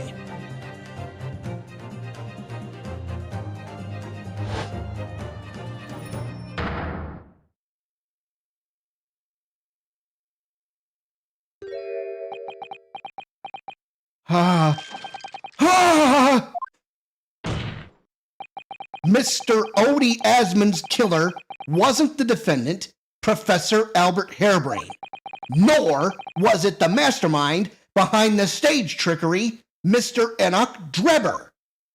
It was you, Dr. Courtney Scythe!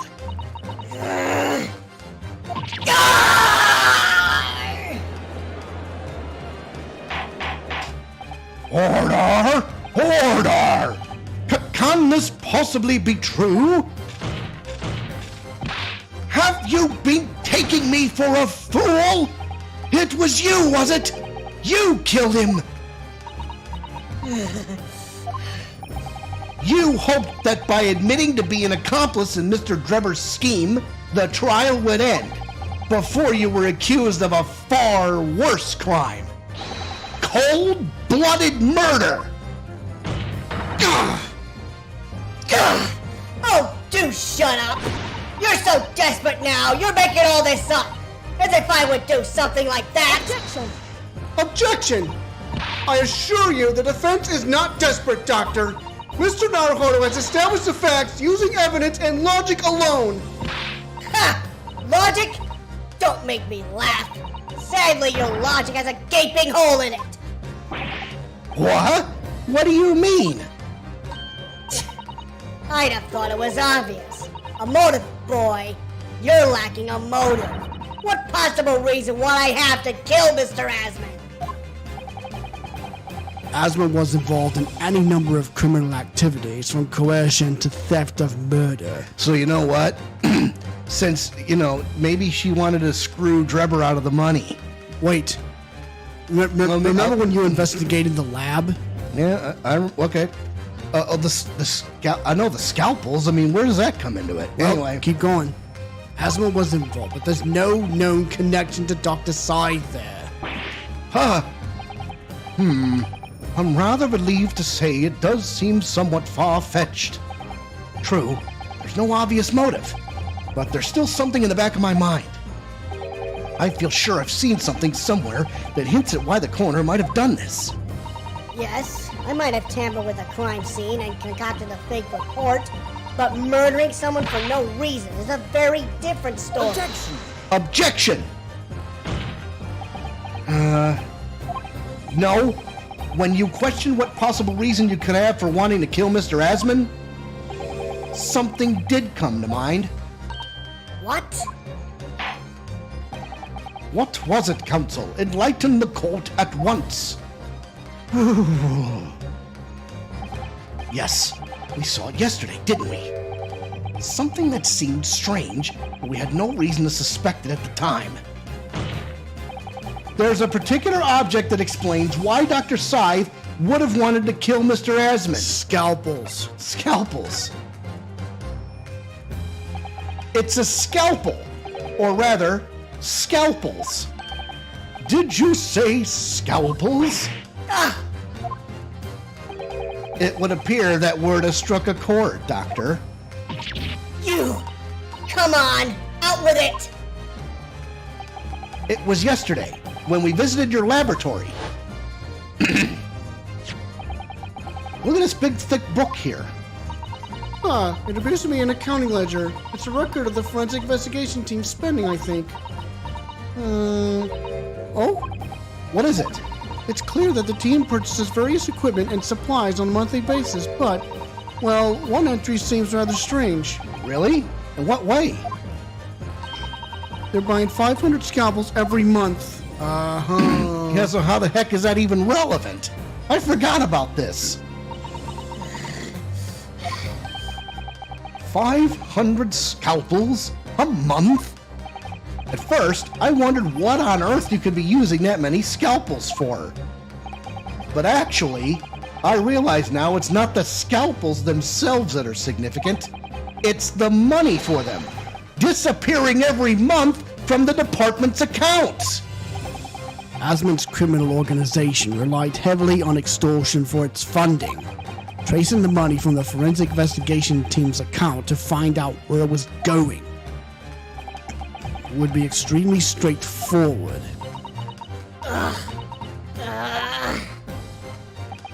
10 years ago, when Mr. Asman was still a journalist and wrote this article about Mr. Drebber, he may very well have stumbled upon information as he was researching his story. Information relating to Dr. Scythe's darkest secret that he would use to rack money from her for the next decade. Her darkest secret? Good Lord, you mean... I don't know what happened on the night of that execution 10 years ago, but clearly the opportunity to rid yourself of that menace was too tempting to pass up. So in the end, you weren't coerced at all, were you? You did it entirely of your own free will. You stabbed Mr. Asman in the heart with all your might to silence the blackmailer who knew your dark secret forever.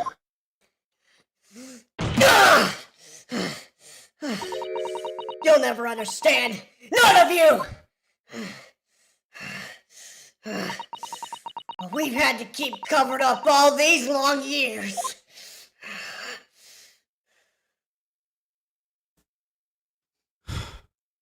Well, boy. That may have been another one of my best performances yet. Well, I'll have to find out. Man, she did it. Wow. I mean, I kind of remember, but I don't remember. As very little of the machine remains after it was ripped apart by the bomb, the truth of this case can never be properly established unless you speak out. And if you decide not to, it's very possible that Courtney Scythe will escape punishment for her crimes. Please, sir, own up to what you've done and tell the court the truth about what happened.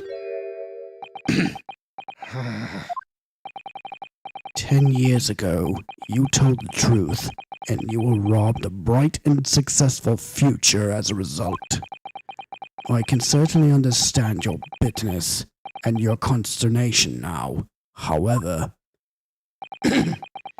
this is surely the chance you've been waiting for to sever the hold that fate's had over you all these years. Super high voltage instantaneous kinesis? I mean, really? Huh?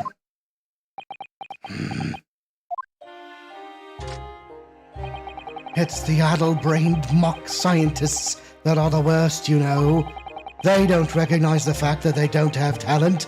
They can't even get that right. And so they end up chasing impossible dreams, having unbridled faith in their abilities. They go on and on about their wonderful hypotheses, their stupid eyes shining like a little child's. Ah! They make me sick! I can't abide their foolishness! Careful, Mr. Trevor. I was particularly pleased with the kinesis machine. It made for quite a show, didn't it? So you admit it. You admit that it was nothing more than a sham made for the purpose of killing the victim. Yes, I admit it. I did it all in the name of revenge. Revenge for the future that Mr. Asmund's article had deprived of you of 10 years earlier. The revenge you sought didn't stop at Asmund, did it? Which is where that very particular waxwork comes in. Yes, I see. The condemned convict that you saw rising from the grave in Lowgate Cemetery 10 years ago. If your account of those events was all true, Then obviously Scotland Yard couldn't afford to acknowledge what had happened. Even if it meant discrediting a bright young man and crushing any future career he might have had. So your plan required that you abduct that particular waxwork model in order to exact your revenge on Scotland Yard as well. Or on Dr. Scythe, to be precise.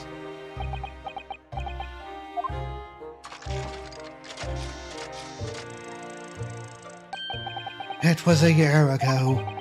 By some extraordinary twist of fate, Asmund turned up at my workshop. He didn't remember who I was, of course. He just wanted to employ my services as an engineer. And he happened to have a paper with him. An article on the front page caught my eye about the coroner who'd handled that bogus autopsy being appointed head of a new forensic team. When I learnt that news, my cognitive processes started to devise the plan. what a horrid tale. He robbed me of my future, so I wanted to use the man's own wiles against him for revenge. And have that rotten Scotland Yard eating out of my hand at the same time. I wanted them all to suffer the same humiliation I'd had to suffer.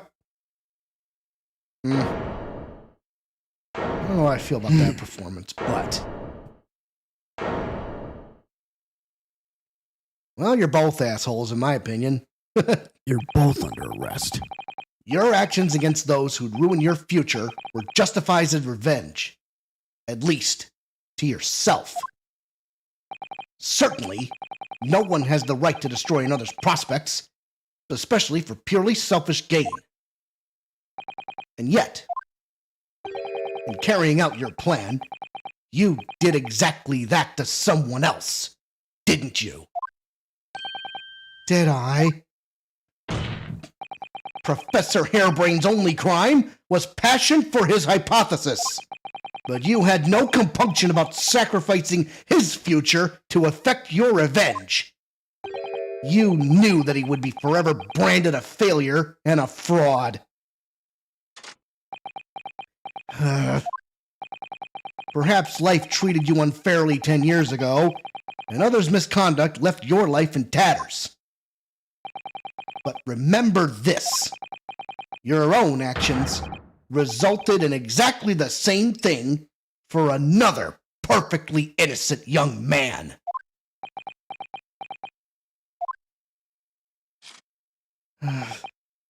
I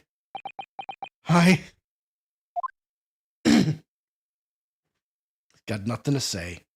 Take him into custody. Get him out of here.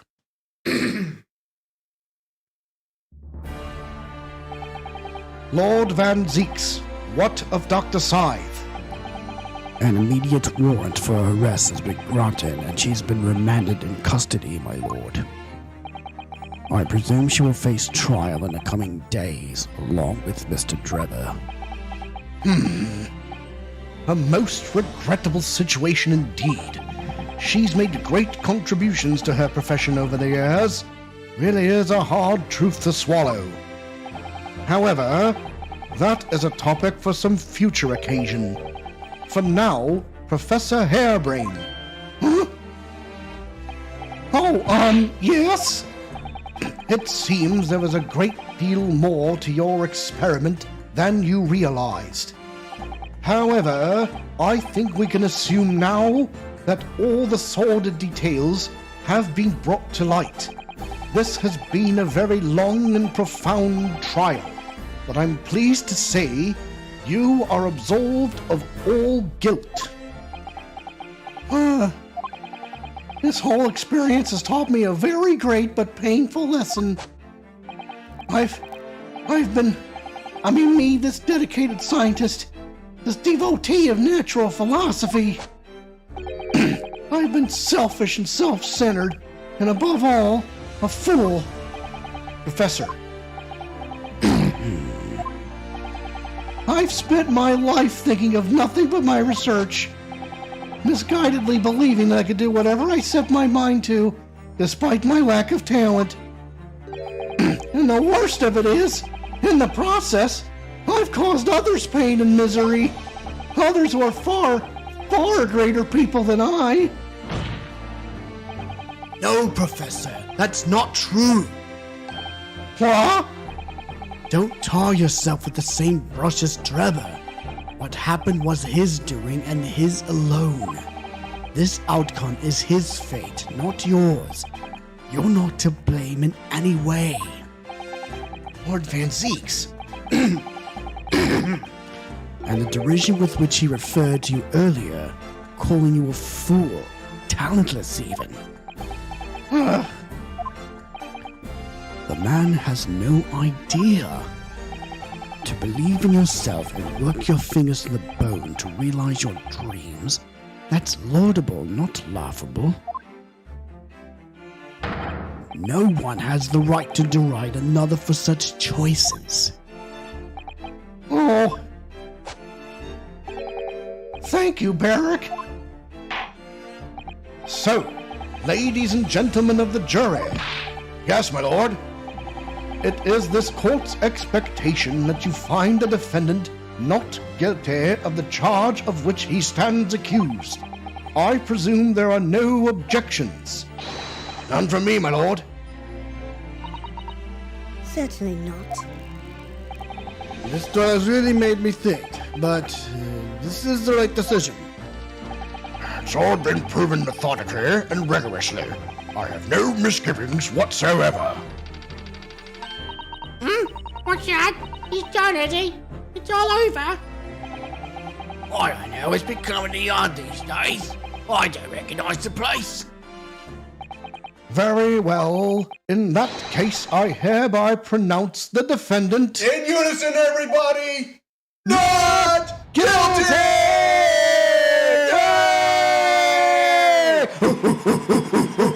Hairbrayne! Hairbrayne! Hairbrayne! Hairbrayne! Hairbrayne! Let's go! Go!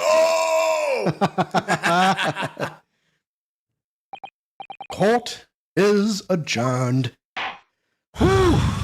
It's all over. You can cry now. Folks, not quite yet. It's over. That was some trial. Okay, so the trial is over. Yeah, the trial is over, but we have a little piece of business to take care of. Trust me. 24th of October, 4:33 p.m., the Old Bailey, defendant's antechamber. Professor, what a splendid outcome, isn't it? Oh, it is! It is! Congratulations, Professor Hairbrayne! Mr. Naruhodo, Miss Sasato, I am truly beside myself with gratitude. How can I ever thank you enough? I'm just glad it's all been cleared up. And you realize you were just caught up in a bad situation. Right now, if I had that research grant money, I'd give the whole lot to you. Every penny. Well, that's very kind, but I'm just a student, so... We don't need any financial reward. Your acquittal is more than enough. Oh dear. Oh, what can I do? Aha! How about this? As a memento, the paper about my hypothesis is inside. Well, just as a memento then. Thank you. I've been wondering, Professor, what are you going to do now? Oh my, yes. What am I going to do? My hypothesis of my great machine lie in ruins. But still, it's been too long since I was last in London, so perhaps I'll enjoy some sightseeing. I must explore the great exhibition whilst I'm here too, and see if new inspiration hits me. Oh yes, that's a wonderful idea. I can't allow that. Lord Van Zeeks, what are you doing in here? Barrack! I'm sorry you had to go through that, Albert. Well, if I'm honest, it was terrifying. You were like a great demon behind your bench there, snarling down on your prey. You're one of the few true friends I have. I couldn't leave it to anybody else to handle the prosecution or the defense. Sorry? Or the defense? Did I just hear that right? I always knew that you had my best interests at heart. Don't worry. How about show me around while I'm here in town? It's been a long time since we left university. We have a lot to catch up on. Listen, Albert. In a few days, your acquittal will be made official. When that happens, you must head straight to Dover. I'll accompany you. What? From there, you'll cross the channel and make your way back to Germany. I've already purchased the tickets. But no! Hold on a minute, Barrack! What about the great exhibition? This is the chance of a lifetime for me. I want to look around. No sightseeing, Albert. Give up on the idea. Sometimes it's hard to see any warmth in those eyes, Barrack. Lord Van Zeeks? What's all this about? Unnecessary precaution. Yes, I think I understand. You do? Well, Iris told me that when you met Lord Van Zeeks at his office some days ago, he asked how Mr. Natsume was doing. Yes, that's right. I remember being surprised at the time and thinking it was nice of him to ask. The point is, Mr. Natsume is still alive and well, even though it's been more than 6 months now since he stood trial with the Reaper as the prosecutor. You mean the Reaper's influence doesn't stretch overseas? Those in the Reaper's sights meet their ends days or sometimes months after their acquittal. That's been a pattern up to now. But of course, we know that both Mr. Natsume and Gina were completely innocent. True. And perhaps that governs the Reaper's actions. The truly innocent are spared. But I don't want to take any chances with a close personal friend. Barrack!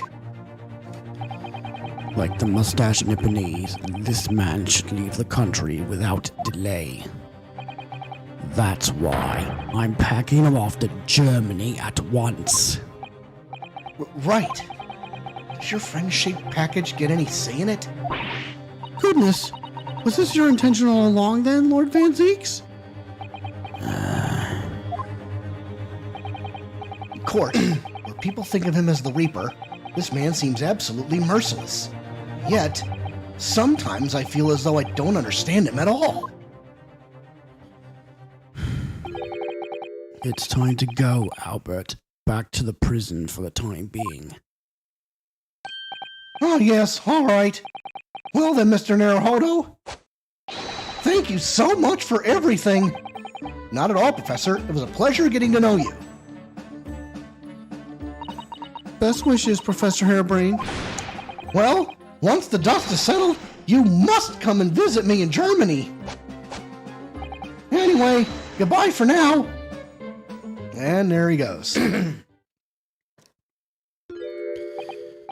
Now, my Nipponese friend, Oh, yes? Thought you'd gone too. we have matters to discuss. Can you spare me some time? You want to talk with me? I'll be waiting in the courtroom in 10 minutes. Oh, Uh-oh. what does this mean? Here we go. Well, that was strange. For some reason, I didn't get that sense of impending doom as he walked away this time. Strap in, kids. This is the enigma, Bernd von Zieks. What does he want to discuss, I wonder? The answer awaits in the courtroom, I suppose. Here goes then. Okay, kids. If you're still watching, If you're still watching, you better sit down.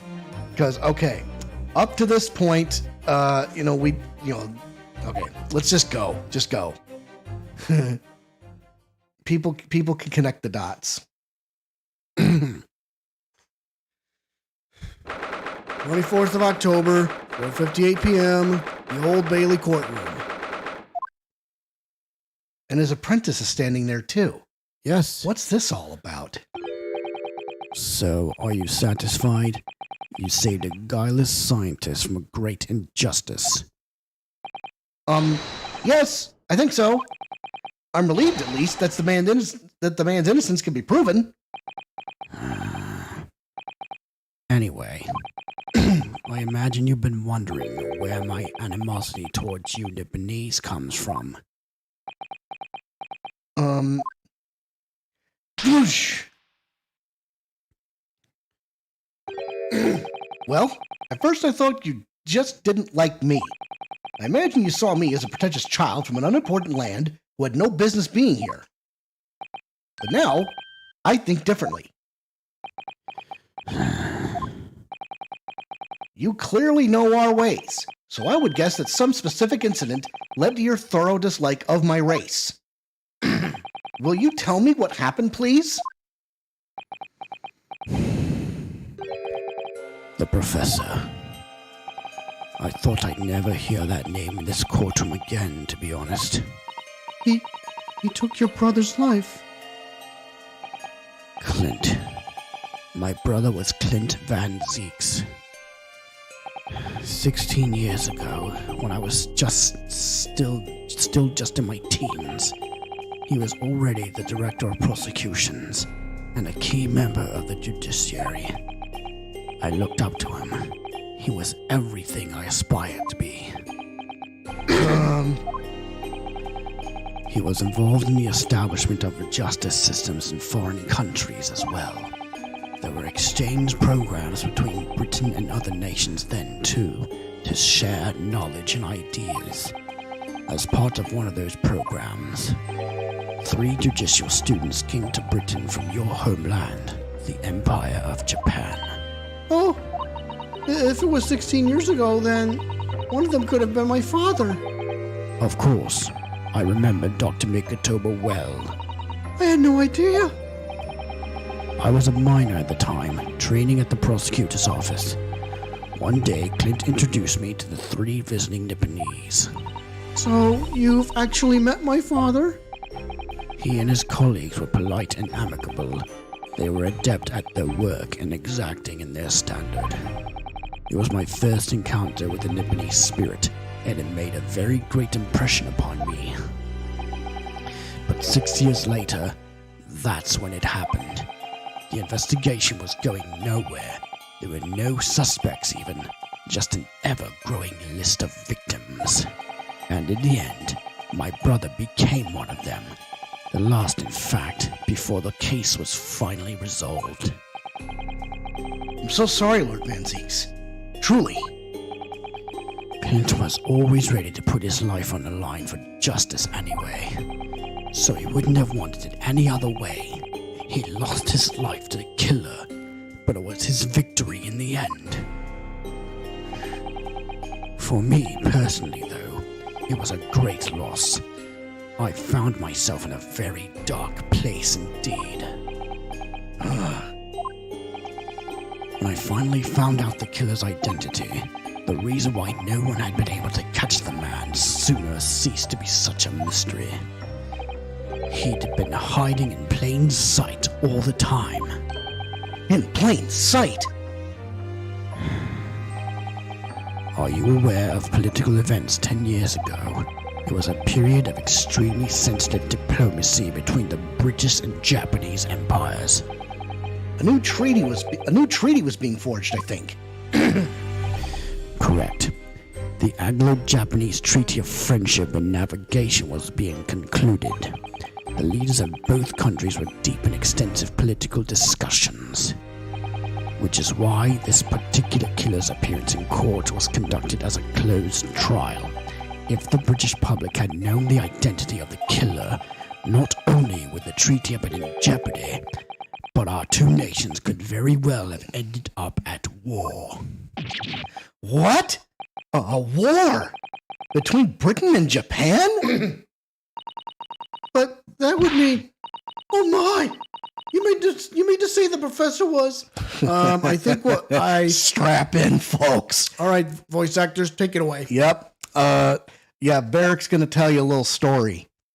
Don't be nervous.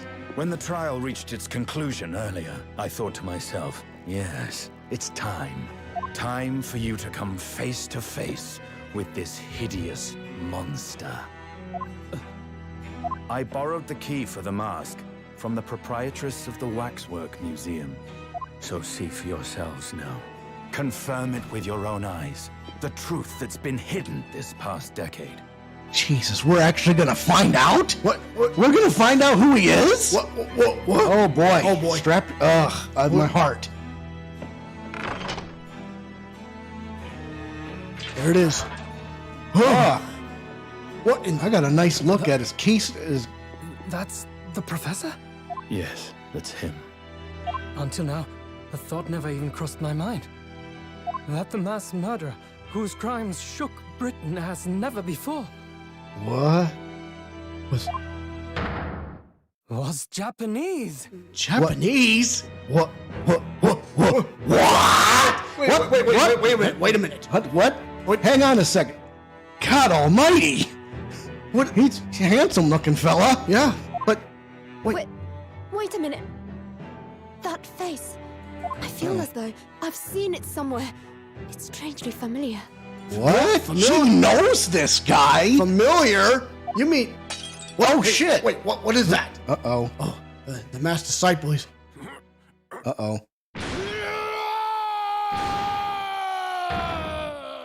Holy crap. That is one hearty scream right there, buddy. God, he's got a... And he wasn't been drinking. It's not a hangover. Nope. Uh-oh. Whew. What the... Look at that hair. No way. No. Huh? What? Father. Wait a minute. Father. What? Huh? What? That's his dad? What? Wait a minute. What? Father? What? Darth? Jesus Christ. I can't take this. Okay. What? Well, who's behind the mask? Well, His kisser's really familiar. So is his haircut. No, I don't know about the haircut. That looks new. Wait a minute. But He's unmasking. uh-oh. What? Kazuma! What? You're supposed to be dead! What? Best friend, Kazuma Asogi. What? After a whole year, finally his memories returned. What the... Wait till this finishes. Okay. As he stood there before me,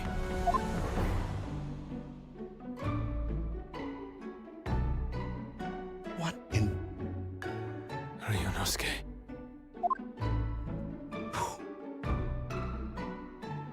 Dude, Hello again. My friend. Kazuma-sama! Judicial Assistant Mikotoba.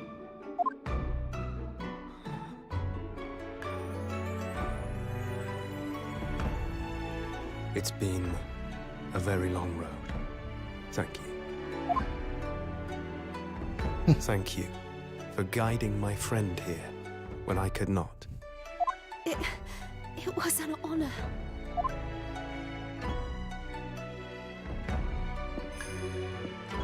I knew you wouldn't die that easily. Cosmo.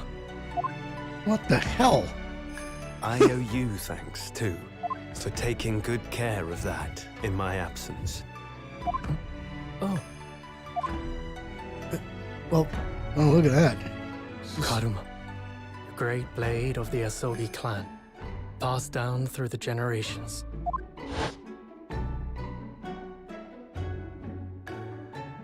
When we left Japan, this sword was at my friend's side. The dragon sword. Wait, sorry, wrong game. A Japanese man's katana is his soul, and he couldn't be parted from it. But then, when the incident happened, Yeah, he was dead. it was Susato-san's wish that I inherit the sword, and I've kept it with me ever since, along with my memories of the friendship we shared. Oh my lord. I can't take this. With this by my side, I always felt that you were watching over me somehow.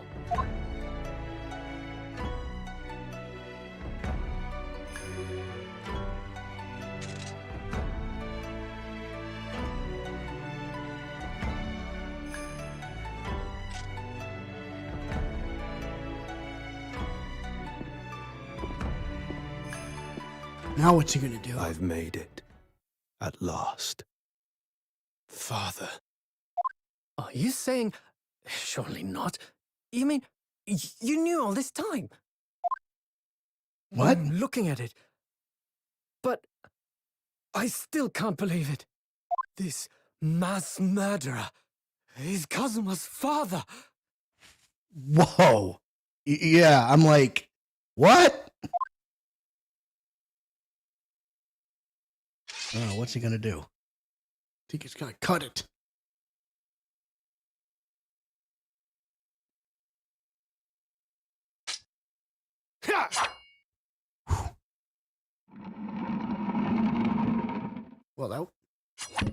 Well, that was nice and clean. There goes the special exhibit. Kazuma-sama.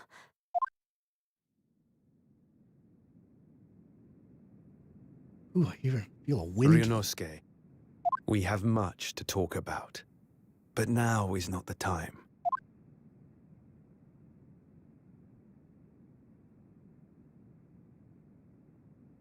I'll be seeing you.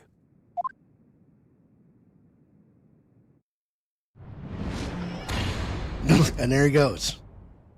Oh, okay. That's all Kazuma said. Before he turned and left us there, in the courtroom. Huh. So he's a living after image of the man who took my brother's life, is he? Yes, Kazuma Sogi, my best friend. 3 months ago, when Lord Strongheart introduced us, I had an inkling there was something there, some connection. But why did Lord Strongheart do that? Why did he make Kazuma Lord Van Zeke's apprentice? And when he was suffering amnesia, too. The man was apprehended, even executed. But his legacy just won't die. That's the sad truth. I don't know, he's pretty dead because that waxwork got cut up. Anyway, that's all I had to say. I thank you for meeting with me as I asked.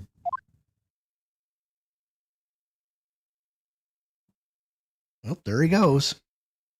Holy shit. 10 years ago, my grandmother took me to the railway station. We were there to meet my father from the train. For me. It was the first time I'd ever seen him. Of course, Sato-san. All this is tied up with painful memories for her, too. She's never talked about this with me before, though. It took time to adjust to having father around, but just when I was starting to get used to it, he called me into his study one day. He told me that a great friend of his had passed away in London, and that the friend had left behind a son, a boy, 7 years my senior. Father told me the boy had made a promise to his late father, so he was studying to become a defense lawyer. I wanted to help, so I studied to become a qualified judicial assistant. So that's why she feels so strongly about Kazuma. As I'm sure you worked out, that young man's name was Kazuma Asoji.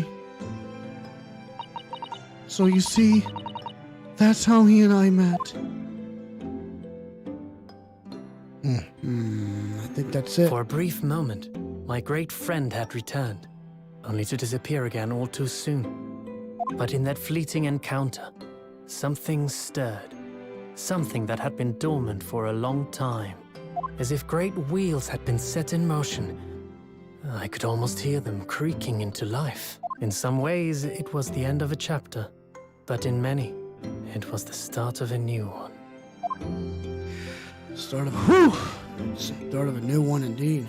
Hey, Liz, a package. I got a question. Yes, what is it? Do you have a question? Well, yes, I have a question too. I think we have the same question, and I think it goes something like this. Okay, maybe it's just step back and ask it. Yeah, because we're gonna have to. What the heck is going on here? What the hell? He's supposed to be dead. What the hell? He had amnesia. Now he's back. What? What is happening here? Holy crap! Oh my god. Yeah, my. Okay. Okay, I'm calm. Okay, now it's all over. Now we can cry. Right. Yeah, we could definitely cry now since our best friend's back from the dead. Whew, how about that for a Hell of a ride, yes. How about that ride, for huh? Oh my god. Wow. Whew. Wow. Okay. So so next week is the first investigation for Twisted Karma and his last bow. And okay, the next two cases we are about to embark on. This is quite possibly the longest thing that you'll see in this game, and this will probably take a good 2 months, but it'll be totally worth it. We're almost on 4 hours here, but I'll tell you what, it was worth every minute. Absolutely. Well, I certainly hope you guys. I certainly hope you guys enjoyed that surprise. God, goodness knows I did. I'll close that. So, I think there's only one thing left to say. So next week, obviously, we're going to start this next case, and we got 2 episodes left, and the one case expands them both. So it's going to be a busy summer. So I really hope you guys enjoyed the video. I was blown away when I first saw this, and the case itself was great too. Yep. So, well, until next week, I'm the Cannonball Alex Steele. I'm the Package Andrew Steele. We are the